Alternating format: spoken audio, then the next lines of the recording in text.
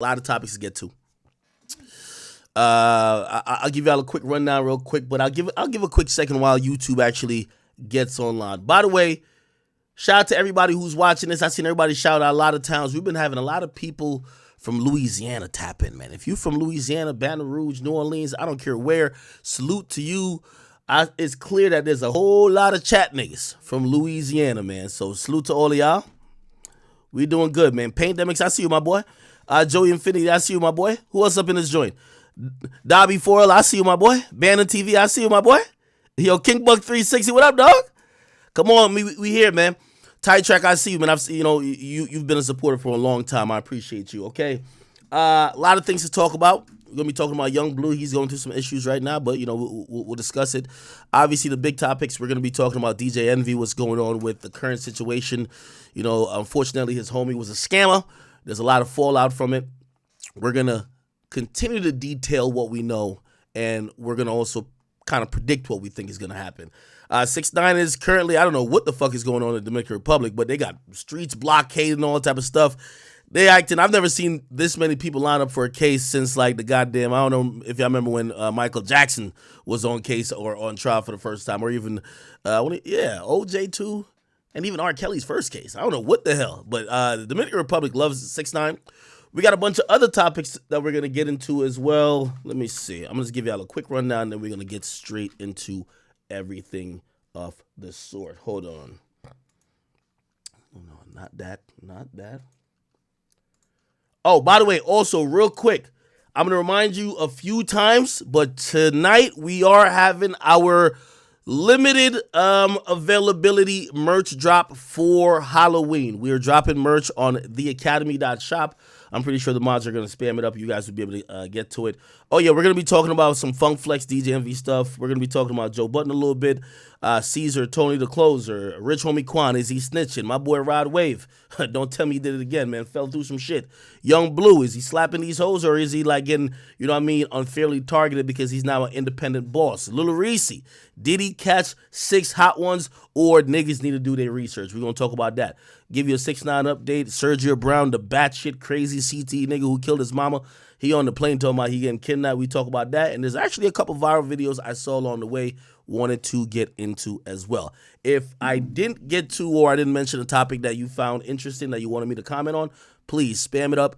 I will try to add it to the docket, okay?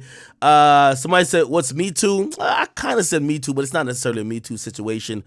Yo, by the way, I see some people still asking for chat nigga hoodies. Yo, we still have a few chat nigga hoodies. I don't know if it's going to be the sizes that you guys want, though, but we actually still have them. It's from years ago. I kid you not. And the lead chopper missing. Okay, we'll talk about that as well. Okay. All right. First and foremost, let me see what's going on right now. Let me see. All right, YouTube's trickling. YouTube is trickling in. Okay, I see what's cracking on here. Do y'all research? Okay. I like this. Thank you for the early donations, y'all. Of course, I'm always reading your donations or any type of sub message or what do you call it again? Cheer or whatever the case is. Logan Paul versus Rey Mysterio for the United States Championship. What the fuck are you talking about, bro? Okay. All right. Real quick. I know I left, listen, my best streams, in my opinion, I'm always putting my heart, my soul into it. And yesterday was probably none the same. I'm going to give y'all an update real quick because I got an update. I don't know if my stream has made a few things happen, but I'm going to give y'all an update. Remember I told y'all about the story yesterday? We had, a really dusty bitch who tried to get her boyfriend and another nigga to try to run down on me. They failed. They're locked up. She's right now really in purgatory because I hear her kid's about to be snatched from her. There's a lot more things that's going to be happening. Listen, unfortunately, I'm a victim of the crime, man. And trust me, I'm a law-abiding citizen, so I'm going to use my legal means to make sure I get at y'all, okay? Now, I'm going to give y'all some updates because today the prosecutor reached out to me randomly. I don't know. The prosecutor got me a chat nigga. The prosecutor reached out to me today, sent me 2 notices, which is two letters of mail, and here's the interesting thing about it all. Again, if you don't know the story, my girl's, friend who I guess she was watching my girl live with me and enjoy maybe what she sees as a better life, My girl finally invite her. She comes around. She's like, fuck this. I'm going to get my boyfriend to rob all these motherfuckers. You get what I mean? Didn't happen the way they wanted to happen. All three of them got locked up. Now, let me give you the update. So the prosecutor hit me today. Chat. This is what I be trying to tell y'all, man. You see a lot of y'all dudes, and I'm really giving this part of the story because I don't know if you're down on your luck. I don't know if you're also maybe like, not saying you're a bad person, but you might be thinking about desperate measures and whatever the case is. This is why I keep saying, and this is not an anti-woman statement, but this is the reason why sometimes these chicks that will send you down on a dummy mission, they get a slap on the wrist and you get fried. So I've been notified that the two dudes that was running down with the gun, officially today, a grand jury indicted them. So to make a long story short, in New Jersey, armed attempted robbery, they're facing nothing but 10. Okay, they're facing 10 to about 20. Given their history, could be more. Okay, now here's the interesting part about it. The prosecutor also let me know that the girl who set all this up, backdoored or tried to backdoor me, guess what happened, chat? She's most likely going to be getting probation. She took a plea to snitch on her boyfriend and his friend. Ain't that a bitch? Let me tell y'all, chat, I keep telling y'all, man, y'all keep putting y'all faith in these women. At the end of the day, these chicks not about to go to jail for this shit. All this backdoor shit, as soon as shit get hot, they're snitching. So the girl in question, I remember if her name's Lauren McNeil. She snitched on her boyfriend. She took a plea. So he got indicted. So he's going to be doing 20 or 10, whatever the fuck he's going to do. She gave statements basically affirming that she gave him the drop. She told him the layout of the crib. She told him what time to come. They planned it together. She done snitched on her own fucking boyfriend. So she took the plea to snitch on him and his friend, and she's actually going to be sentenced in January. They're going to have to go through a trial. They have like other cases, so most likely they're in their 20s. They probably won't get out, period. Actually, let's go check on them in jail. I do this every day. This is like my pastime right here. I love this. You ever heard about VineLink? I'm going to teach you how to use it right now. Go here. You want to find these bum-ass niggas? Go here. Go to Virginia. Okay? I do this every day. When I wake up, I do this before I brush my teeth. Go to search. Go to name. And the first person you're going to type in is Corey. First name of Corey. Last name Knox. Okay? Hit display offender photo. And you'll find his record right here. This bum ass nigga is rotting in jail as we fucking speak. And this is him. He don't look too happy now. You wasn't supposed to be looking happy. Your girl snitched on you, buddy. You should have been a law-abiding citizen. That's why Big Ack is sitting here laughing at you stupid ass nigga. Your girl snitched on you. You've been locked up for 5 other shootings in Virginia. And you finna get at least 10 or 20 for what you try to do over here. Good job, dummy. This what I call the donkey of the day. Okay? Congrats, buddy. You're the donkey of the day. Your bitch snitched on you. Now, all you getting hit with is Glock dookies from your fellow jail cell members who are all enjoying themselves. Let's take a shot for Corey Knox, you fucking idiot. Lauren, thank you for snitching. Lauren, I know you have a young child. We know you're a woman. Like, you ain't telling stupid ass nigga to listen to you. Snitch on that nigga. I respect it. I ain't even that mad at you, Lauren. Snitch. Perfect.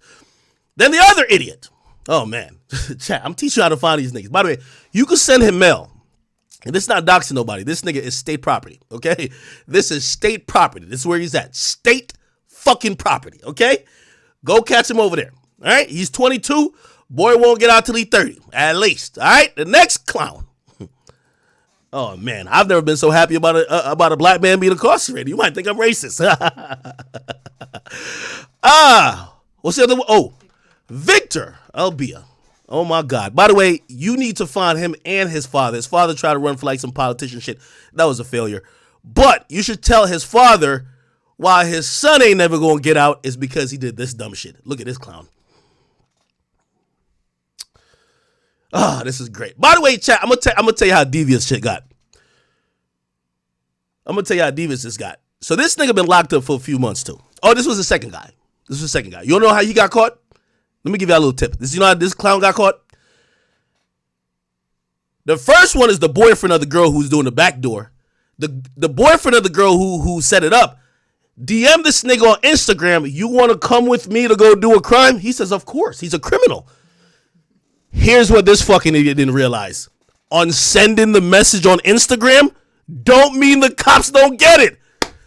Don't get it, Nate. Thank you, brother. You are now locked up. Enjoy the Glock dookies. Don't drop the soap, okay? Big Ack is here, and we are going to make sure you have a good old time, okay?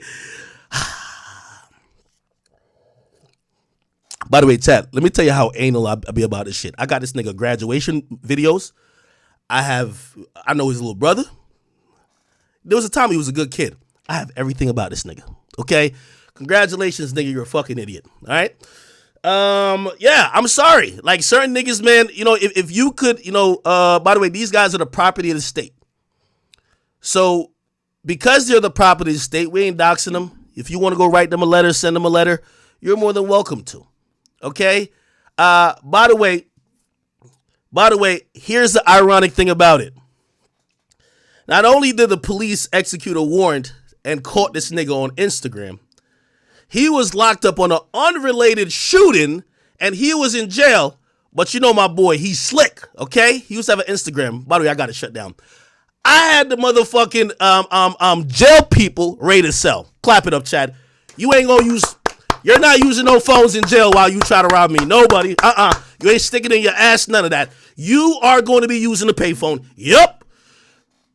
I'll tell you how I know this. The detective told me, because I'm complaining. I paid like $60,000 in property tax. Hey, y'all ain't solving this fucking crime? They said we did. They're in jail. I said, ain't no fucking way. I said, this nigga's on Instagram still posting like he's free. They said, no way. Nigga, I made such a big stink. They ran up in the cell. Nigga, they probably pushed their whole fucking hand up this nigga's ass. Took the phone. He's phoneless, okay? The Instagram account has been yet deactivated. Congratulations to Victor Albia. You're another idiot. Hey, these are two donkey of the days. All right? We got to get a donkey of the days, the donkey of the days. Now, the Lauren girl, the only reason why she isn't in jail, which is ironic, apparently she has no criminal record, by the way. She only did it because her boyfriend's a career criminal and she was stigmatized, but only to realize that the law is real, and in Jersey, they don't play about shit like that, so you were going to get 20 years yourself. So she has decided to snitch on her boyfriend, subsequently snitch on this nigga. Lauren, your hard work and dedication, even though I still don't fuck with you, but thank you for snitching on your mans. You have helped this case tremendously. Okay? These other two niggas are going to be properties of the state. And I was asking the detective, when y'all locked them up in New Jersey Penitentiary, what will their chores be? He said they're going to be making license plates. They're going to be sweeping up the goddamn highway on the side of the road. They're going to be scraping gum under all type of canteens. And I said, Corey Knox sounds like a guy who could do that. Chat, if you ever wonder what bad decisions sound like, this is how this bum-ass nigga look when he just went in jail. Let's get an updated picture of him now. This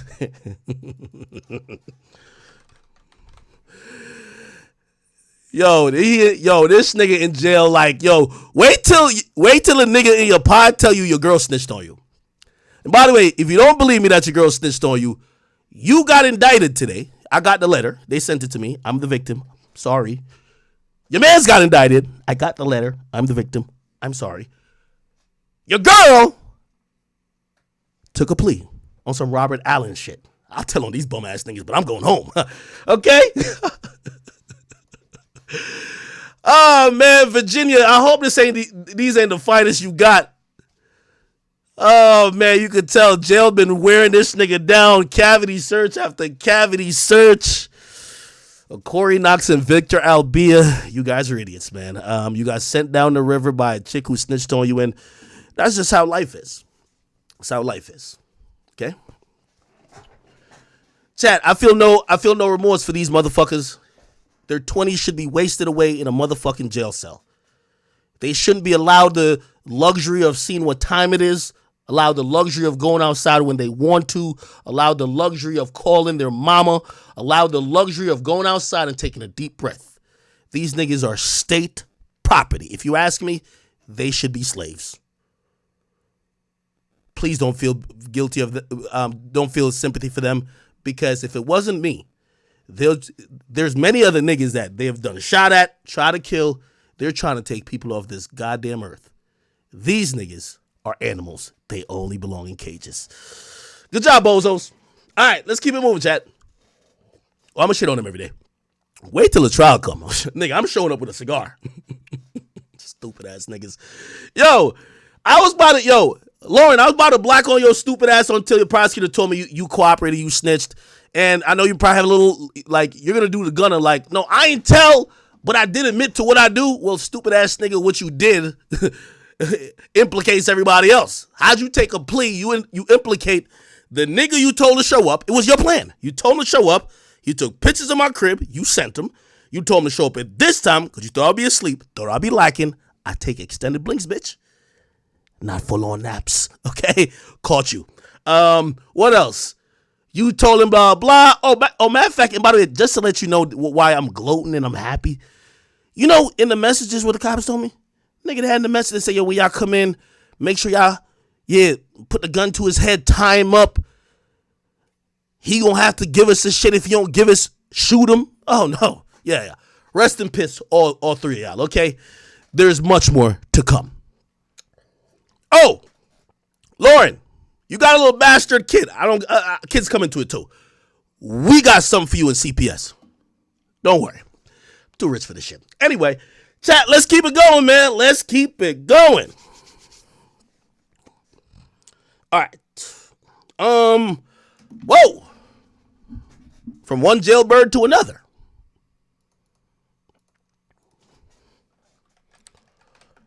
Caesar Pena, man. Holy shit. My boy Big Caesar, man. I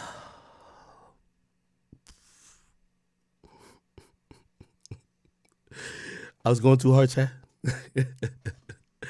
Yo, chat, like, why do y'all even do crime with women, bro? You know a woman, like, do you think a woman is going to be like, she has a young child and she's a single mother. You think she's going to be like, no, I want to go on trial and face 10 to 20 years for something that's a slam dunk case.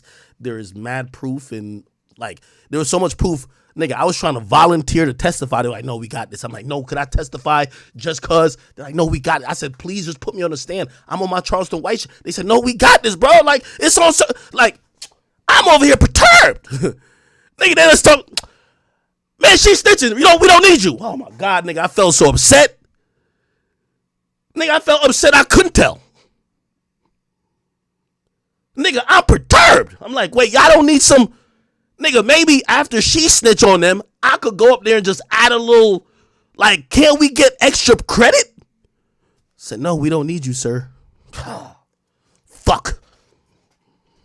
It's all good. Anyway. I say all that to say, DJ Envy, you my brother. Free DJ Envy, that's my guy.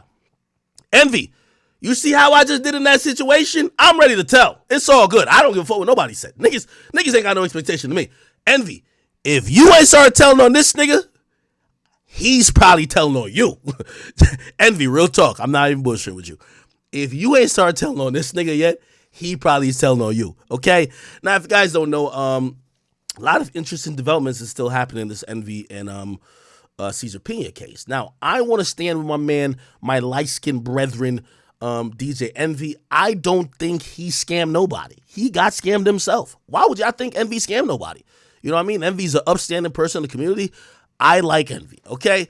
Now, I don't know if something is happening, but today, they had my nigga DJ Envy calling to the Breakfast Club on Zoom. That shit was crazy. Nah, I ain't gonna hold you. You know, I watch the Breakfast Club every day. I was ready for him like, hey, this is DJ. Nigga, they had that my nigga on Zoom today. This shit was crazy. Look at this shit right here. Nah, y'all got, no, matter of fact, nah, this is the better angle right here. Morning. Bro, they had my nigga on Zoom, dog. Ain't no way. Ain't no fucking way. Yo. Where's my drop? Ain't no way. Ain't no fucking way. They got my dog on Zoom?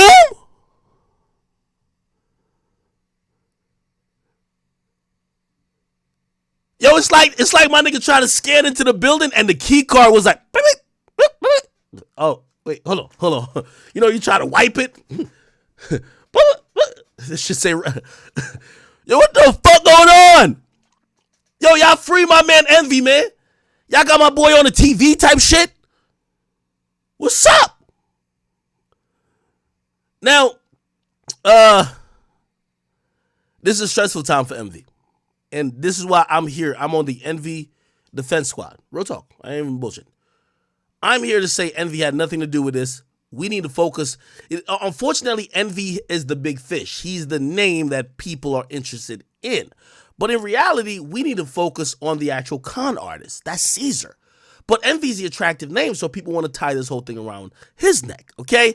And I know it's affecting him, and I send my prayers out to him because, you know, he's going through a lot, right? Of course, he feels scammed himself. Some people feel like he wasn't in on it, and the feds are probably looking at him on some weird shit. Anyway, my dude was sounding very somber. He wasn't sounding like he normally does. Morning, everybody. It's DJ Envy Charlamagne. My boy even lost his fucking voice. I ain't gonna lie. Listen, man. Listen.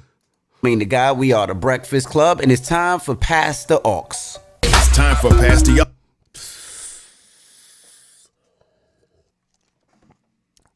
They got my nigga broadcasting. I'm gonna be honest with you. This looks crazier than if he just wasn't there. Like, this looks crazy. You feel me? This looks wild. Rumor has it. 15 to their home. Yo, he's doing a rumor report, and they're just showing the meters. Like, yo, they're just showing the fucking board. Arrested yesterday for allegedly attacking a woman. Now, this is an incident at the center of an alleged custody dispute involving a 10-year-old child.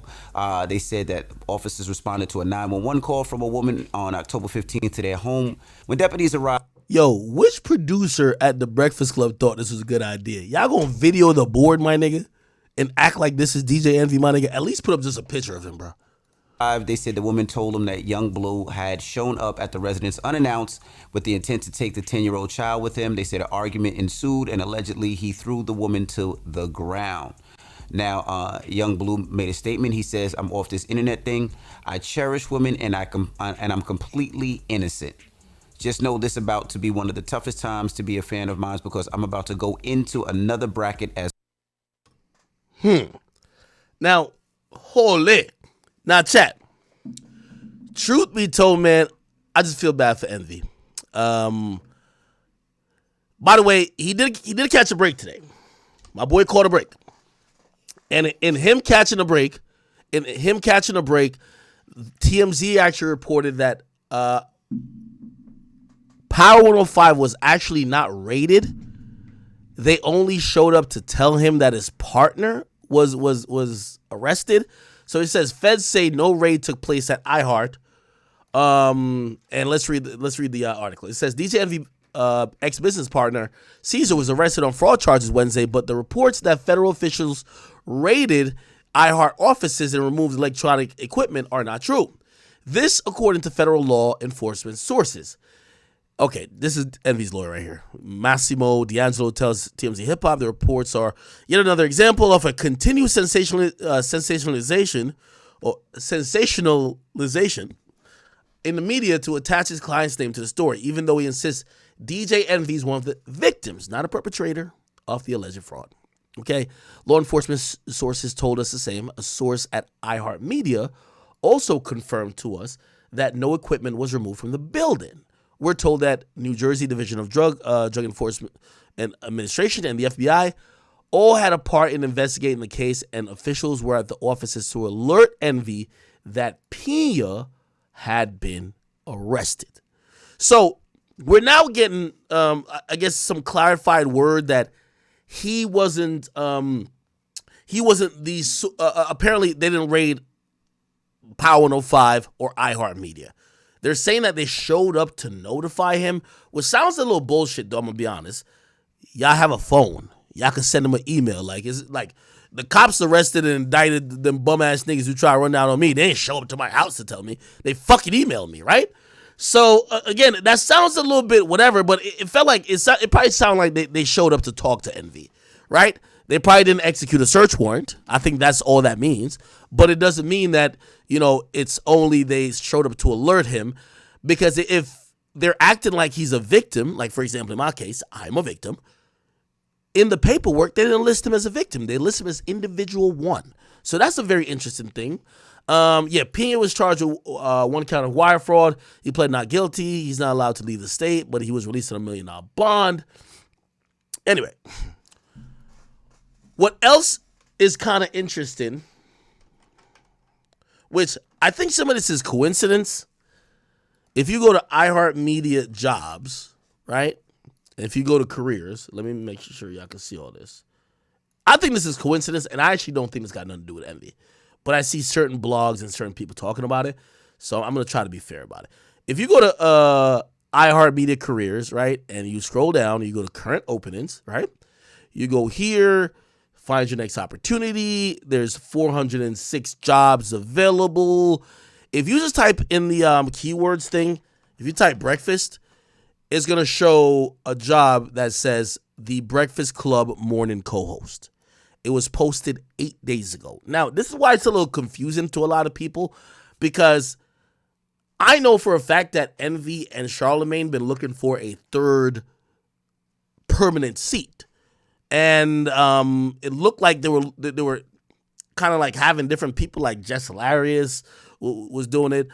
Jason Lee did it. A few other people did it. So I'm thinking that maybe this job opening is for that position. And by the way, I've also heard people say, why would they even post this job up here? There's certain rules and laws. It's like employment law that even if it's a position, right, that is skilled and talented, or if you have somebody in mind, you still have to post the position publicly. You get what I mean? So even if, say they're going to give Jess Hilarious a position, right, they got to post the position publicly for a certain time. It's like law. Like, I forgot what it is. Now, some people are saying, no, it's not for the third seat. They actually believe it's for DJ Envy's position, which, again, DJ Envy is still on the radio. Even if he's at home, he's still, like, they didn't fire him or anything like that. And actually, I predicted that he won't get fired. So, again, some people think that it's kind of, that's iHeartMedia realizing they're in hot water. They might have to let go or terminate Envy. I think not. I think it's for the third seat. The timing, though, is definitely interesting. Okay? So, we'll see what it is. By the way, somebody said that nigga's really on Zoom. Yo, businessman 105 Jones, thank you for the 20. You didn't say anything twice. Thank you for the 5 as well. You didn't say anything. AB Kirk, thank you for the 5. He said, honestly, Envy's so ingrained in the culture, iHeart should think carefully before cutting ties. I know they face fines, but without Envy, it ain't the Breakfast Club. That's a great point. I do believe that DJ Envy is ingrained into the Breakfast Club. And is ingrained in radio culture and ingrained into Power 105. I don't think they should fire him, but I do think it's going to come down to a financial situation. I don't know how much Envy would be getting paid. By the way, let's say this is Angela Yee's position they're hiring for. If you scroll all the way down, and by the way, this is what they claim they need. And by the way, if y'all are asking me like, yo, Ack, why don't you apply? Bro, they ain't finna hire me, bro. I don't think they like me like that much, bro. Like, to keep it real, bro, I'm new media, bro. Like, and also, like, bro, like, it was a long time ago that I'm gonna keep it real with you. Like, this is radio, my nigga. Radio only loves people who do work in radio. Like, bro, this, like, truth be told, this gonna go to either Jess Hilarious or, like, Nyla Simone or something. No disrespect to her, but, feel me? Like, come on, like, bro, come on, right? Says, what's the responsibilities? Perform news, talk, comedic, or other format shows. Establish relationships with listeners by providing entertainment, blah, blah, blah, interview guests. This looks like something that any of them would do. Adhere to all guidelines, policies, blah, blah, blah, blah. This is an interesting thing. Adhere to all guidelines and policies and procedures of the station. iHeartMedia, the FCC, and all federal, state, and local laws, including policies and procedures regarding indecency and obscenity. Now, I'm going to be very honest with you. I'm going to be very honest with you. What I do believe is actually going to happen is that they're going to be cracking down on a lot of things that may have been gray area that could be breaking some of these policies and procedures according to federal and state regulations. You know what I mean? There's another one that says prepare for air shift, including creativity. Okay, I don't know what that means. Maintain a website personality page. Okay. Participate in required station. Okay, anybody could do this. It looks like they're just looking for a personality. Executes only the interviews and okay. Yeah, to be honest, this sounds like this is their formal way of trying to hire Jess Hilarious. I'm gonna be honest with you. If I don't know if you guys pay attention to the Breakfast Club, there's been a bunch of people that's been through there. They clearly like Jess Hilarious. I don't like her. You know, she dissed me, so bitch diss me, bitch, we in war forever. We cool. You feel me? I bomb on you every single time. I think you a tranny on some real shit. I don't give a fuck what you talking about. So it's all good. But I'm not an idiot, and I could admit reality. I do think the Breakfast Club likes Jess Hilarious, and I think they're trying to hire her. I think she's probably trying to figure out what her schedule, because she does do comedy. I think she does Wild Now still tape. She's trying to figure that out, and with her trying to figure out all of this shit, she probably has now gotten to a point where she realizes she could do the Breakfast Club within certain like limitations, and I think they're gonna hire her. So before they hire her, they can't just hire her. Like, I think this is like employment law. Somebody tell me if I'm wrong. At least in New York and New Jersey, for certain companies, you can't just hire someone without posting the job. You have to post the job as a formality. So you have to post the job, even if you already have somebody in mind that you're giving the job. So them putting this up 8 days ago, I don't think really they were thinking too much about envy. I think this was them trying to hire Jess Hilarious or whoever their third is. Do you get what I mean? You guys can let me know otherwise. Anyway, you scroll all the way down. What they do say is that the compensation is going to be in the realm of, and I don't know why there's two different ones. Let me see. There's one compensation for 130 to 170K. And then there's another compensation for 240 to 330K. Okay? What was it?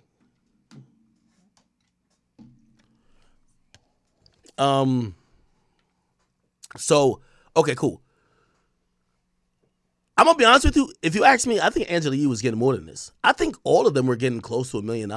Like, obviously, I think Charlamagne was getting multi-million dollars. Charlamagne is the Beyonce of the show. I think Envy was getting millions of dollars as well. I think Angela Yee probably was getting like 1.2 to 1.5. Like, if you ask me about their salaries, and you know what I mean, you know, Charlamagne's my man, so like he's told me certain stuff before which I would never use or weaponize. If you ask me what the budget to hire the Breakfast Club has been in the past, Envy's been on radio for dumb long. Angela Yee's also put in a lot of significant work. Charlamagne's a star. What do I think they pay a year to keep all of them?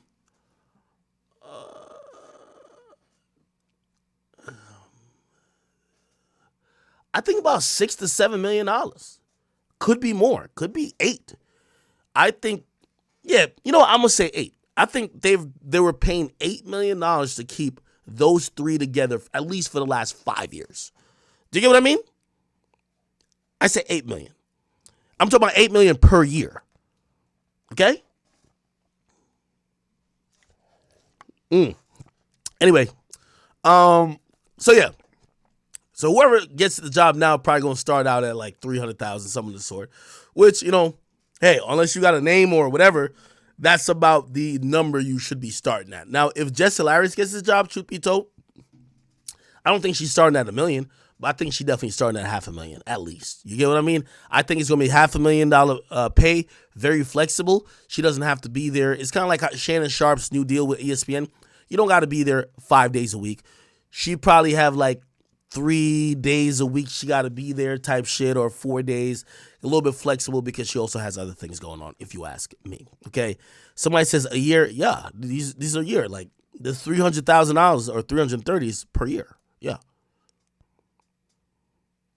Somebody said the Breakfast Club's obviously generating 8 figures a year. Yeah, it is what it is. Okay, cool. All right. Now chat. This is where it gets messy. It gets messy. It gets messy, chat. And I'm super conflicted. Let me just be honest already.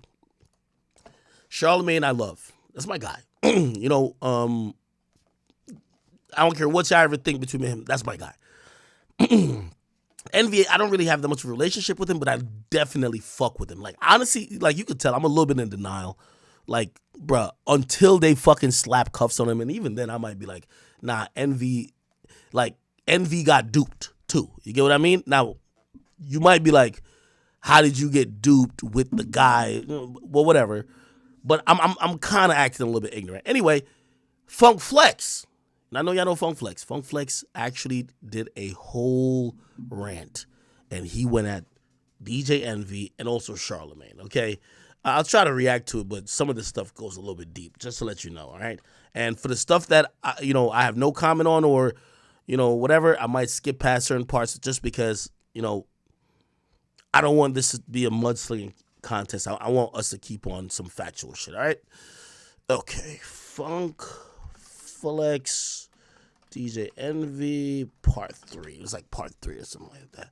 Okay, here we go. Rick Ross, all I deal with is exclusives, baby. Nah, for real. You know what we do? Every Thursday, 7 o'clock. Every Friday, 10 p.m. Yes. Every Saturday, 9 o'clock. Funk Flex, Empire Club, NYC, we get together. What do we get together for? Those exclusive, those unreleased exclusives. Shout out to Julio, John, Lenore, Blake, Ellis, Joe Jackson. What up, baby? Nah, this is... nah, listen. I got so many exclusives tonight. I always let y'all know what I got because I put it on my social, what songs I got. So, this is... Man, let me tell you something. I'm going to tell you the question of the day, of the week, of the month. Mr. Real Estate Rico.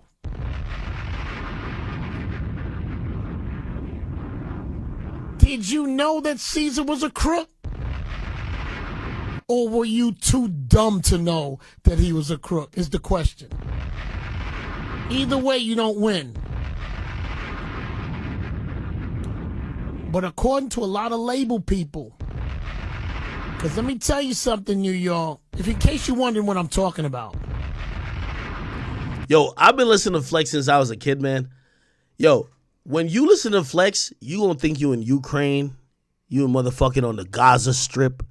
This nigga drops a bomb per word. Yo, Flex is a legend, bro. Yeah. It's the lesser charge. So, in all of that, then you got Caesar, who was arrested last night by the feds. $1 million bail. Fraud. Right? It was fraud. Possibly money laundering. You know what I like about Flex? Yo, Flex don't even be saying crazy shit. He just drop a bomb. Yo, Flex got continuous bombs just going off, my nigga. Hold on, my bad. They went over, iHeart. That's the guys down there. And confiscated, what did they do? They confiscated computers, devices, all of that. They shouldn't fire him. I agree. It a buck. They should fire his boss. Because their boss over there at iHeart let this man bring up a scammer for the last 5 years on their radio station. And the boss didn't even know about it because they would have stopped it.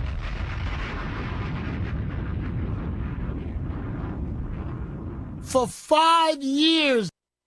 Okay, this is a good conversation to be had. Chat, I wanna know what all y'all think. I'm Team Envy. So I really think that Envy had zero idea that people were getting scammed. Like, he had no idea. Like, Envy gotta think about what Charlamagne gotta say in the morning for Donkey of the Day. He gotta think about his mix. He gotta do 4 or 5 clubs a night. He has, like, he has a huge family. He gotta be worried about his family. He don't know what the fuck Caesar's doing. Why would we think that Envy... why do we think that Envy, had any idea what this guy was doing? Let's be honest. This man has brought up a convicted credit card scammer. Now, I ain't gonna lie. This part is crazy. Chat, I don't know if I can find, a short clip to show y'all. Yo, chat. Apparently, this nigga went on the Breakfast Club and said, yo, I did some jail time, and everything I'm telling y'all right now, I learned from my mentor that I met in jail. Red flag. Wait, red flag. Wait. You learned some shit in jail, and now you come into the free world to teach niggas? Here's the kicker, chat. Why did he go to jail? The nigga went for credit card fraud. Oh my God. Chat. I've seen him do it. Chat, he went for credit card fraud. He met his mentor in jail. He went to jail for credit card fraud. Everything about this nigga been fraud. No. I still maintain Envy had no idea. Put it on their YouTube page, on their social, on their radio waves. DJ Shrimp shouldn't get fired. Their boss should get fired. 5 years, their boss has been asleep at the wheel. No. Yeah. I don't know who their boss is, by the way. I don't know. I am not sure. So, that's definitely where I'm at on that particular subject. This is so crazy. So this is crazy. So there's a scammer looking at a pedophile all morning long. Now, I want to pause it right here and Flex, you my man. I do not I do not agree with, and I don't like you throwing mud at my man Charlamagne. Charlamagne is not none of those things.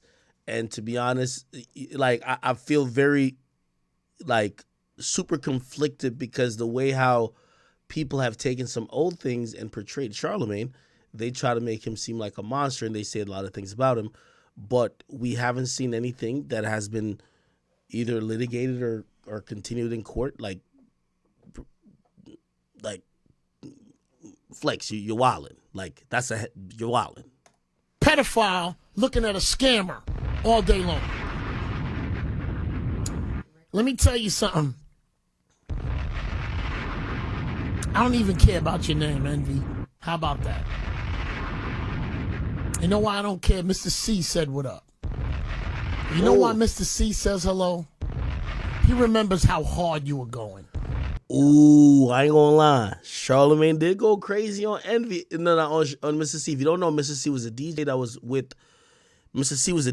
was with Hot 97 that got exposed for liking transsexuals. Like, he had paid a few transsexuals for fellatios and other favors. And I remember Charlamagne clowned him after I think he got arrested for some type of whatever, because he was getting fellatio from these people on the side of the road. Police would pull up and then lock him up. Essentially, Charlamagne Charlemagne went super hard, basically saying, "Yo, Mr. C, we don't give a fuck." Actually, I could play some of that. Yo, this one Charlemagne was roasting everybody. Charlemagne, Mr. C. He was like, "Nigga, we don't care if you gay. Just get a boyfriend." Listen to this. The donkey of the day. That's pretty funny. Charlemagne the devil? Possible. The Breakfast Club on Power 105.1. Donkey of the day for Monday, May 6th. It is May 6th, right? Yes. Goes to Calvin LeBrun, however you pronounce it, a.k.a. the Nasty African, a.k.a. DJ Mr. C. If you haven't heard, according to the New York Daily News, he was arrested this weekend for trying to pick up a male prostitute again.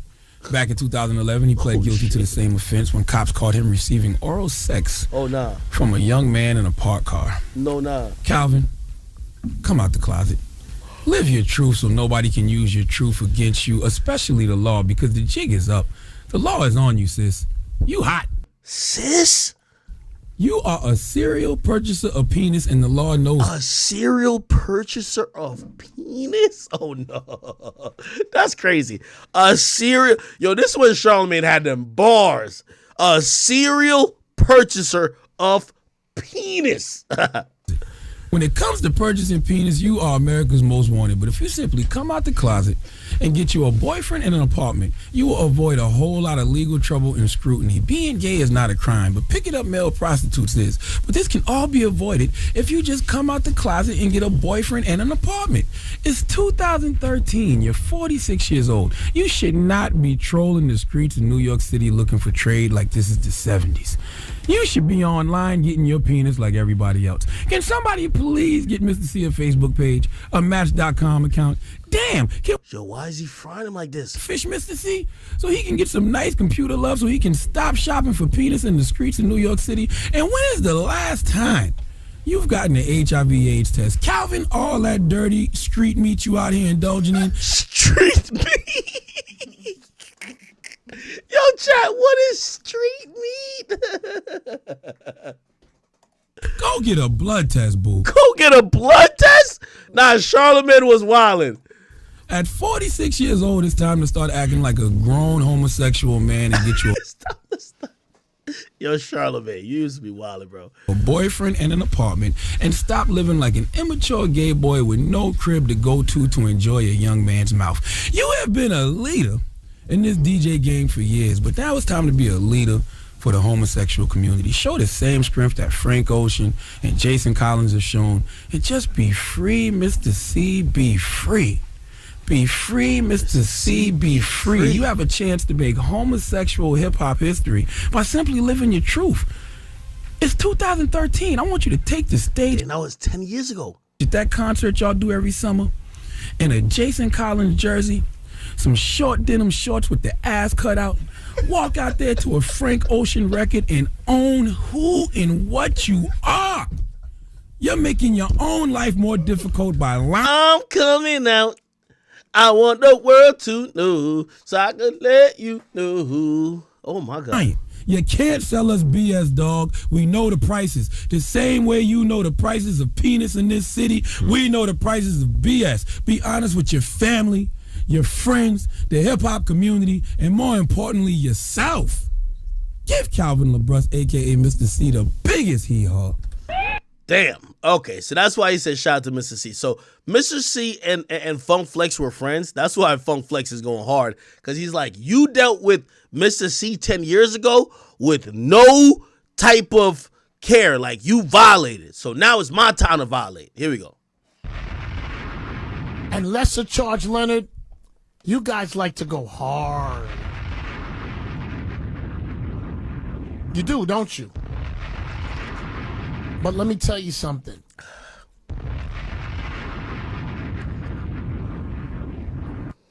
You two ain't for the music business. You're not for the music. All of that fake mental health, all of that fake, I'm trying to help people get real estate. You're a crook, you're a thief, and you're a scammer. And you should be ashamed of yourself in public right now saying you had nothing to do with it. Because let me tell you something I learned about you today that's going to come out soon. And I don't care what I use these airways for. You took a lot of drug dealer money, and you took a lot of label execs money. Yo, Flex, this is a heavy accusation you're making. You're accusing him of payola. And your goofball lawyers putting out a lot of statements saying you had nothing to do with it. Wow. But everybody said they talked to you and you pass them to the man. You're a scammer, Envy. You are a professional scammer. You're a piece of garbage. You think people don't see you? I see you. You think you're holier than thou is the main problem. And your man's a pedophile. He likes underage kids. Okay, I continually have to interject right here. Charlemagne the God is not a pedophile. Charlemagne the God has never been convicted of anything to do with any sexual deviancy, and I want to point that out. I understand Flex got an issue with him, and if Flex have some information, I want to be very clear. And also, Charlemagne is like me and him. We've talked a lot about a lot of different things. I'm gonna keep it a bean with you, and this ain't no funny shit. Charlemagne is not no creepy nigga to me. I'm gonna just keep it a bean with you, brother. Like y'all not gonna get me to say nothing to the contrary. And y'all know I'm not gonna sit here and like I fuck with Charlemagne, but I ain't gonna sit here and cop for him neither. Bro, he's like, you know what I mean? I'm just being honest. He puts. Somebody says, "Ack, would he defend you this hard?" Bro, none of these niggas would defend me. Bro, you see how the way I treat niggas don't treat me. So I don't say what I say because I think about how they would treat me. I say what I say because I like to have at least a moral code of how I treat people. How they treat me is irregardless. You feel me? Drugs and drinks for women. You guys gotta be kidding me. But let me tell you why they're not gonna fire you. You know why they're not gonna fire you? Let me tell you. Because you know it, and I know why they're not gonna fire you. Because if they fire you, that company takes on every lawsuit and they're gonna lose. Because they're gonna say, you fired him so you knew he was a dirtbag. So they're going to leave you there. So they don't got to pay them lawsuits. But you should be ashamed of yourself.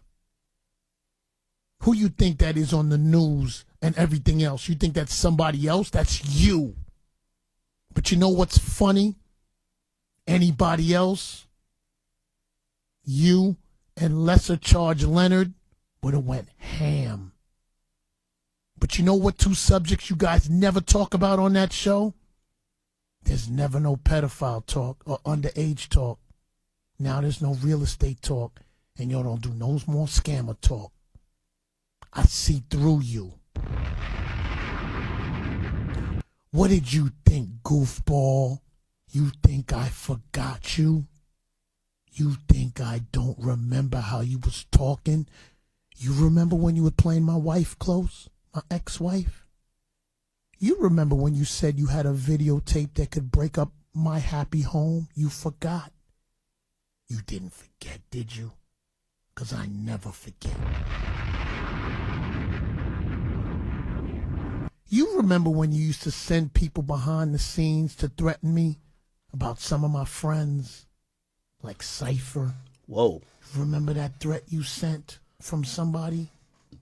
You remember when you had Erica Mena threaten me? Or you forgot? You forgot? When you sent her to talk to me through J.O.? I never forgot. Oh, Lesser Charge.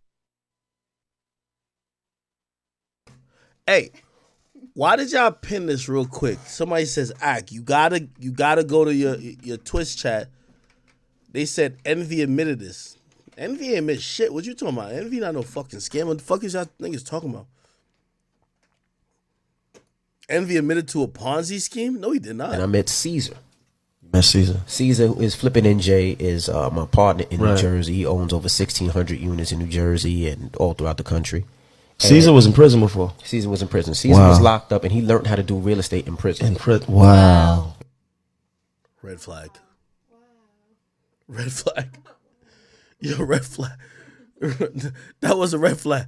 Wait, is that it? Nah, he ain't admit nothing. All right, let me keep playing. He learned how to do it in prison. We got to bring Caesar up here one day. Yeah, he'd love to do it. And shout out to my guy, the credit dude, man. Yeah. So with Caesar, he taught me how to do it the right way. He taught me, why he was like, his first thing is, why are you using your money? That's what you mean. He said, you don't use your money. You use other people's money to get these deals.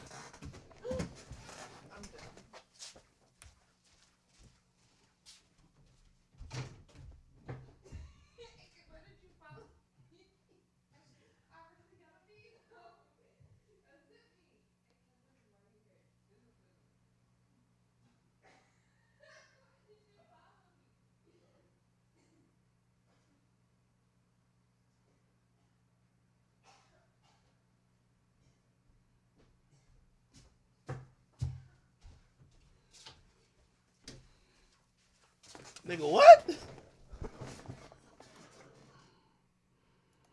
What Caesar say? Use your money. You use other people's money to get these. That's what you mean. He said, why he was like, his first thing is, why are you using your money? That's what you mean. He said, you don't use your money. You use other people's money to get these deals. And started teaching me the game of how to do it without using minimum money. And that's what I've been trying to teach people. When I first got into real estate, I called 3 people. I called Clue. I called Fabulous. I called Joe Budden. Right? My Desert Storm family. And I said, hey, guys, I'm doing real estate. This is something that I think that, you should invest a little bit of money in, try it out, and that way you can do it. Okay. Joe Budden told me it was a Ponzi scheme, and I was going to go to jail. Wait, what? Fab was like, and try it out, and that way you can do it. Joe Budden told me it was a Ponzi scheme, and I was going to go to jail. Joe ain't say that. Wait, no fucking way.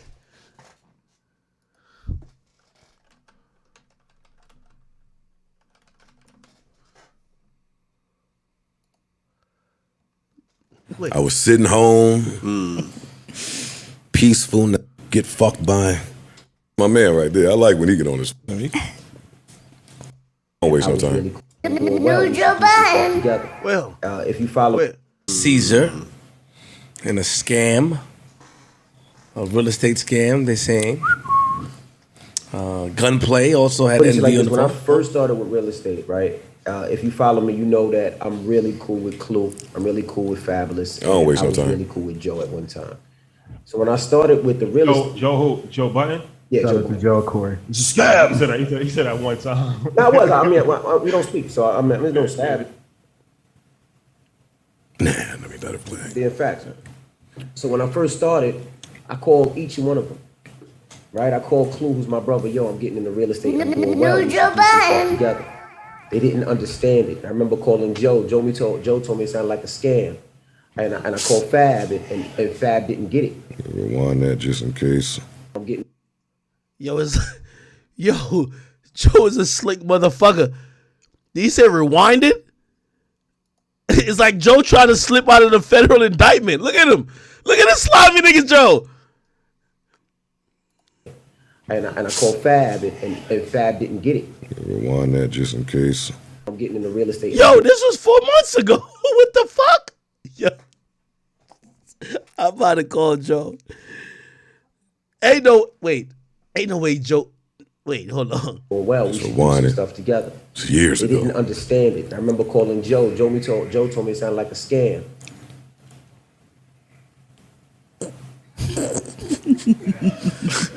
Is that true? Did you tell him it sounded like a scam? No, facts. Okay. Yeah, like big He said facts. Nah, Joe, you ain't shit. facts. Okay.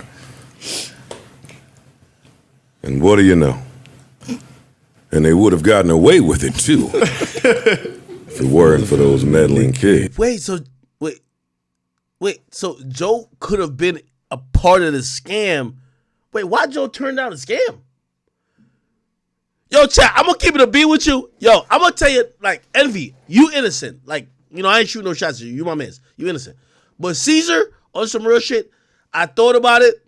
I really thought about it. I get why you did it, bro. Chat, let me ask you a question, on a theoretical question. Now, granted, yes, you are fucking people over, but forget about that. Scammers usually don't care about that shit, right? I know niggas who was scamming, like, on some, they about to make $250, $300, but they taking chances that could send them to jail for years. Caesar scammed $17 million allegedly. And based on the charge he got charged with, he's facing 3 to 10 years in jail. Let me ask y'all a theoretical question. You scam $17 million. By the way, Caesar been putting properties in his daughter, son, grandson, cousin, brother, sister, mother's name for the last year. So he knew shit was gonna come down. Let me ask y'all, chat. I don't condone scamming because I'm not a scammer. But I do want to ask y'all, would y'all do a little 5 years in jail, but you got away with 17 milli? 5 years, 17 milli. 5 years, 17 milli. South dash West, you say you do 3. Well, Caesar could get 3, but he got his first scam charge already because he caught the he didn't catch a real estate RICO. He caught the credit card RICO before. He caught he was scamming on the credit card. How do you catch a credit card scam? Like, how do you get credit card fraud? How does that work? You said what? Anytime I hear a girl know too much about scamming, you sound like you used to be a runner. Chat, watch out for that person. I'm gonna show your face online too. That the feds watch my stream. I gotta make sure they know everybody around me. Investigate them all. Yo, chat. Remember I told you them bum ass niggas who try to run up my crib? I ain't gonna lie. I was so paranoid. I told the cops. I said, get a search warrant for everybody's phone, including mine. I don't even trust myself. I need to know everybody's text messages. Everybody's DMs. I don't trust some motherfucking soul. Trust me. Okay? Okay. No, ain't no more shot. I told you I ain't taking no more shots till 10:20. You better calm the fuck down. There's a lot of shit going on in here, man. There's another pinned tweet for Joe clip. We just watched the Joe clip. So hold on. Let me finish watching this shit right here. It's and that dog. And that fucking dog. But early in this clip, and this is what I mean about envy, and we'll get to all of the Tony the Closer gunplay stuff. But just early in this clip, he says, let me play it again, just so I'm clear. Being facts, man. He said, me and Joe don't speak. He said that one time. No, it was. I mean, we don't speak, so I mean, we don't stab it. You heard that, right? Mm-hmm. Yes. Thing about don't speak, right? See, and somewhere me and Flip had a conversation about this, I think, at some point. Like, how do you say that you don't speak to somebody? Like, say you haven't spoken, right? But to say you don't speak is like a definite, right? There's certainty to that. Yes. So now let's go to later on in this clip. A few years ago, Envy calls me as someone that he is not speaking to. Yeah. We have not spoken about anything. And he calls me and starts talking about some real estate shit. For me, that's odd. Okay. Now, let me put it in perspective, too. Chat, I have a regret. Yes, I have a regret. 2017, I'm over here. I'm like big YouTuber. Like, I'm in this little content space. I'm doing everyday struggle. Like, I'm over here. I'm bragging to y'all like, I don't even pick up complex checks. I'm getting money. I'm getting $100,000 at least per month on some YouTube shit. Nadeska come to me. Nadeska, fuck with you. I love you. Nadeska's my sister.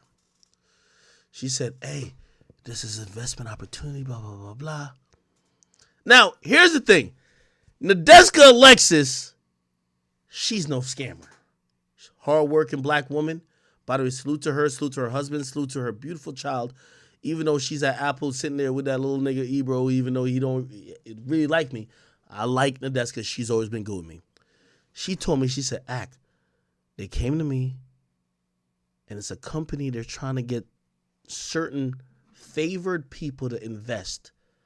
I think we could have a group, blah, blah, blah. She told me an amount. Guess what was the company? No, not Caesar Pena. No, Caesar Pena is a scammer. We're talking about, she said, Lyft. She said, Lyft, they want certain people who would invest certain amount, blah, blah, blah, blah, blah. And I was just like, I was skeptical. Come to find out, anybody who would invest it at that time, their money would have been 10x'd. Nadeska is a great investor. She's a businesswoman. She's not a scammer. Caesar Pena, though. Okay. Let's put it in perspective. I don't know if y'all from the Northeast or if y'all from Jersey. Nadeska's told me, hey, there were some privileged opportunities to invest in Lyft. That they were going through a few rounds of just preferred investors. That's one thing. Caesar Pena was telling people to buy properties in motherfucking Paterson, New Jersey. Let me put this in perspective for you. If Lil REESEY came out right now and said, matter of fact, fuck that. Let's say it's one of them niggas from O Block and said, yo, you could buy like 5 apartments or 5 condos in O Block for $1 million. Would you give $1 million to own 5 condos in O Block? That's the definition of what Envy and Caesar was doing. Bro, they were selling properties in places you wouldn't even go without security. Like, by the way, best finesse ever.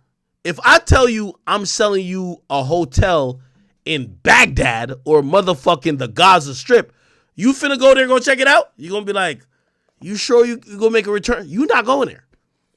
The nigga was selling properties in the worst places in Jersey. Of course nobody's gonna constantly go over there and check on the update on the renovations.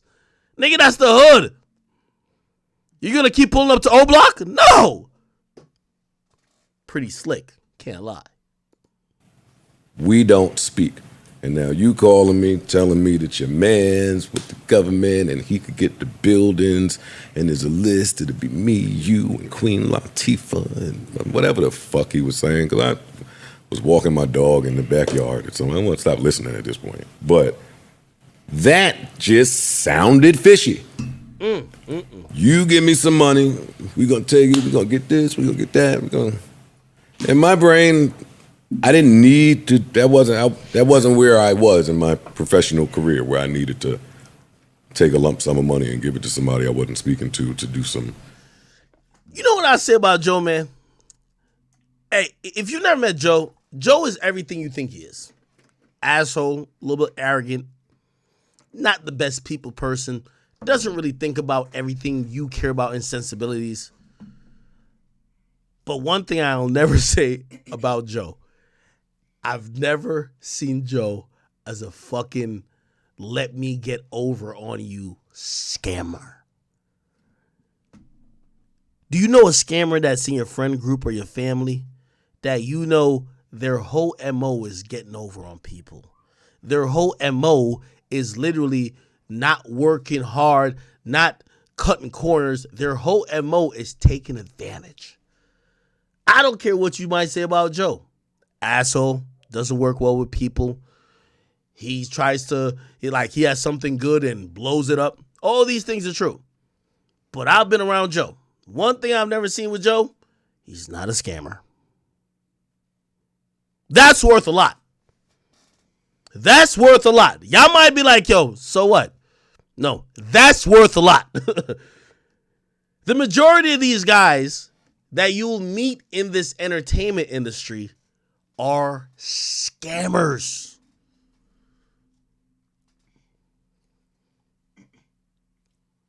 I really want to call Joe, but really, I'm gonna tell you why I don't want to call him, because I can't wait till his pod.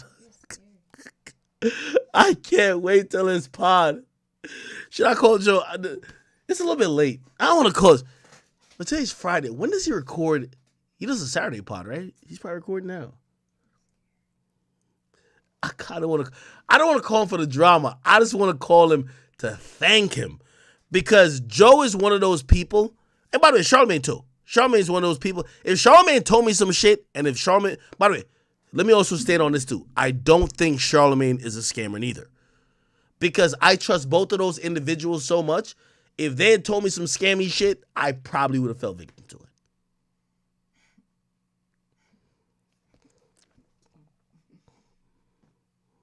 Okay. Flex called me earlier. Shout out to Flex. Hold on. Here we go.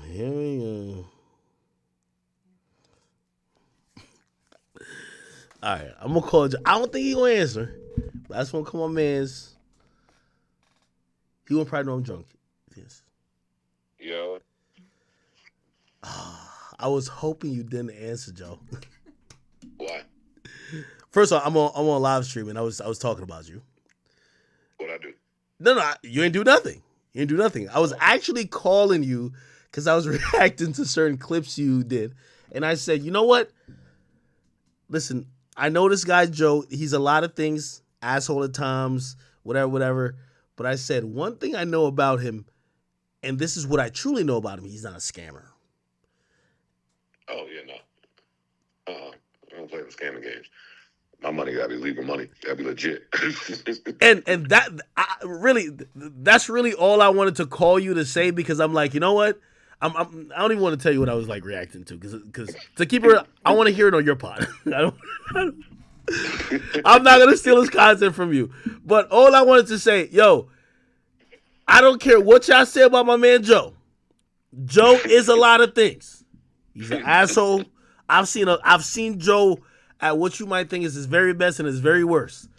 I've never seen Joe come to me and say, "Act, let's scam these motherfuckers." I promise you. That's the only thing I could be like, yo, wow, there is some morals left in this world. Yeah, no, there's something to be said for that. These niggas is crazy out here. Have you? Sometimes the scams be appealing though. A little scam. No, I like to hear about and see a good scam. I don't want to participate. Why not? Hold on. Obviously, not for the ramifications that's actually could happen, right? But like, when I hear of, it's like watching Money Heist. I wouldn't rob a bank, but I was like, well, if we rob the bank and we get like $400 million, that sounds like a good scam, a good robbery. Not if it's gonna cost me my freedom or my well-being or my sanctity. It's not. I like paying my taxes. I like all the normal regular shit. I like my freedom. I like no interaction with police or feds or the CIA or any other agency. All that shit is, peace is priceless. Peace is priceless. All this shit looks like a mess. It looks like a headache. That nigga done lost 70 pounds. Joe, you got too much more. But anyway, yo, when's the next pod coming out? Because I don't want to get, hey, you know how we give it up. I'm on stream. I need to know when your next pod is coming out. I do want to hear the Joe Budden deep dive on a lot of things that I'm even going to talk about tonight. Shit, Nikki just dropped some shit. I want to hear your thoughts on this whole Caesar shit. Because I remember watching it and I'm like, I think this is I thought it was a joke, but it's real now. When is your next pod coming out? Because I need all my audience to go check that out, and they'll get your opinion. I do not want to preemptively give it away. My man. The pod is out in the morning. Out in the morning, 6 a.m, like the daily paper, like the Saturday morning newspaper. Are you giving it up, Joe? Keep it a beam. Honestly, I just got home from work. I don't remember a word I said, but I think it was funny. I think it was funny, though. Okay. We just got to go see. Okay. Is it Patreon or is it regular pod? No, this is out. It's coming out. Oh, perfect. All right. Yo, chat, listen. Y'all know I have the utmost respect for Joe Budden. This is my guy. This is somebody who I've worked with, someone who I have so much respect for. I know you guys will want me to have him on the phone. I'm glad he even answered, but we ain't going to get into too much shit. Go watch his pod in the morning, okay? Listen, I seen you call at 10 o'clock. I had to make sure everything was all right. On a Friday night, I said, oh, hold up. My nigga might need me. No. Hey. And that's another reason why, let me tell everybody who watches me, I love Joe for the person who, beyond us working together, he's been the person who has been very fair, very equal to me. He respects me. I respect him. And, shit, you know what I mean? Listen, I watch his content a lot here. I want y'all to go support him. I'm going to get off the phone with him because I know he got some important shit. But, hey, in the morning, what? Joe Budden Podcast? Yes, sir. What's the name of the episode? Shit, I need to figure that out now. I'm glad you said that. Thank you. Okay, perfect. Hey, we're going to be reacting to whatever he said tomorrow. But, Joe, thank you for answering, man. You know I love you, brother. Love you, boy. All right, definitely, bro. Chat, that's my man Joe. You know, me and Joe is premium content. And obviously, y'all are premium people, but it's just like, you know, I know he got his podcast, and Joe's pod is busting these days. So, you know, I'm gonna be honest. Yo, chat, when's the closest y'all ever been to scamming? I don't think I've ever been cool enough to get in I've never been cool enough to get an opportunity to scam people.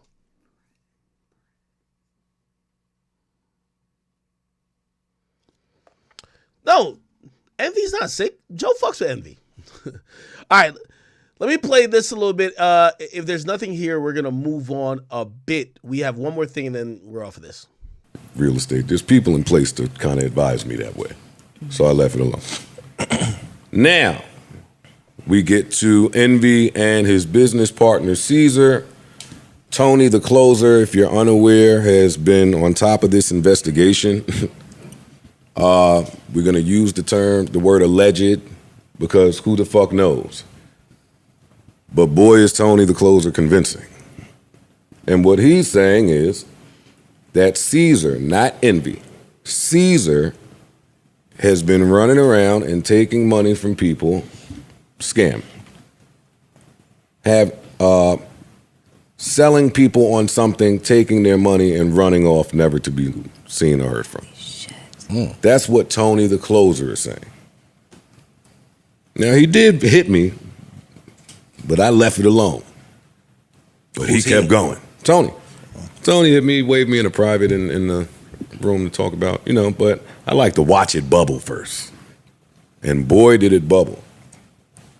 That number is rumored to be 8 figures now. That he ran off with. That people are. All right. Salute to my man Joe. Remember, go watch the pod in the morning. Okay. A few other things, and then I just want to move past this. Again, I like Envy. He's not looking too good. I'm hoping he doesn't get fired or nothing like that, but it is what it is. Okay. We played the Funk Flex thing, or kind of. Let me see. Scammer and an A1 pedophile. And let me tell you something, Mr. Pedophile. I see you scrambling every time to scrub. I don't like when all that type of talk. Leave Charlemagne alone, man. That's my guy. Straight to the house. Every nightclub I play, I post it on the gram. You ain't gotta sneak. You sneaking to catch me off guard. Catch me on guard. It's okay. Take your chances. Real men catch real men. Never, ever send anyone, bruh. Oh, we got an office. I walk in there every day. I work Tuesday, Wednesday, and Thursday. Like, so I'm kind of skipping through this, but it sounds like Flex has been saying that he's been really having some street issues with Envy. I think Envy mostly, but also Charlemagne. He feels they've been either threatening him or whatever. I don't really know, like, if there's really street shit with them. So I'm like new to this. Obviously, I know I do like Flex is a legend, Envy's a legend, Charlemagne's a legend, Caesar's a scammer. Yeah, everybody is a legend. This nigga's a scammer. So I don't know what was going on with them, but Flex was going crazy. Hold on. Bruh, you need to take Sarah Wallace to dinner or something. She got you on Channel 4 every day. You gotta fix that.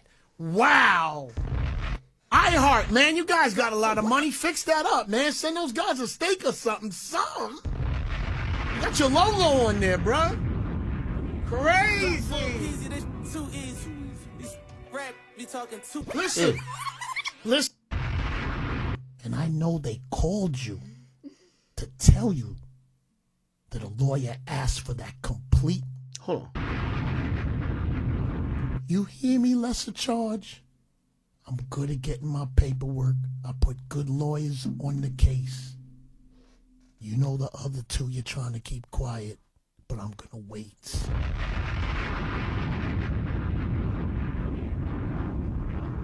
That's why you'll never ever say nothing about me on that box, cause you know I knew the first one.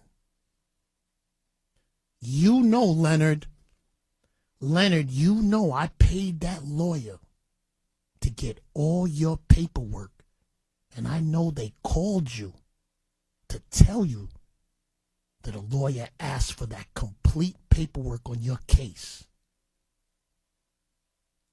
So you know I know what I'm doing. But that other paperwork's in a different state. It ain't Fruits. and remember, Leonard, so you let go of a few people in your camp that you didn't take care of. So remember you did that. So fired a few people, and they're not happy that they don't like you, goofball. See, you know what game I'm playing? The long game. I'm going to show you how to play behind the scenes. You will never say nothing about me again. Remember that. Remember that. You know why, punk. Whoa. And then today.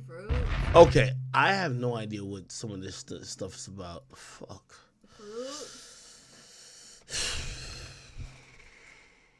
Okay. Now, let me see. Good evening, boy. Chat. I'm gonna play a little clip, and I'm gonna just move off of this. Now, I want to let y'all know what I think and where I stand in case y'all are I'm just hearing all this stuff. I'm not in their beef. I've always said I'm not in their beef. Okay? They don't tell me everything. Flex called me today. Charlemagne's my guy. He can call me anytime. Me and him have talked bad times. I'm not in their beef, and I do not want to play sides. I'm not playing sides. I respect Flex. Charlemagne's a guy who I've always looked up to. I'm not picking no sides in y'all beef. Do not, please, I don't care none of y'all. Do not bring me in y'all issues, because when I got issues to fight, I don't want y'all to pick sides neither.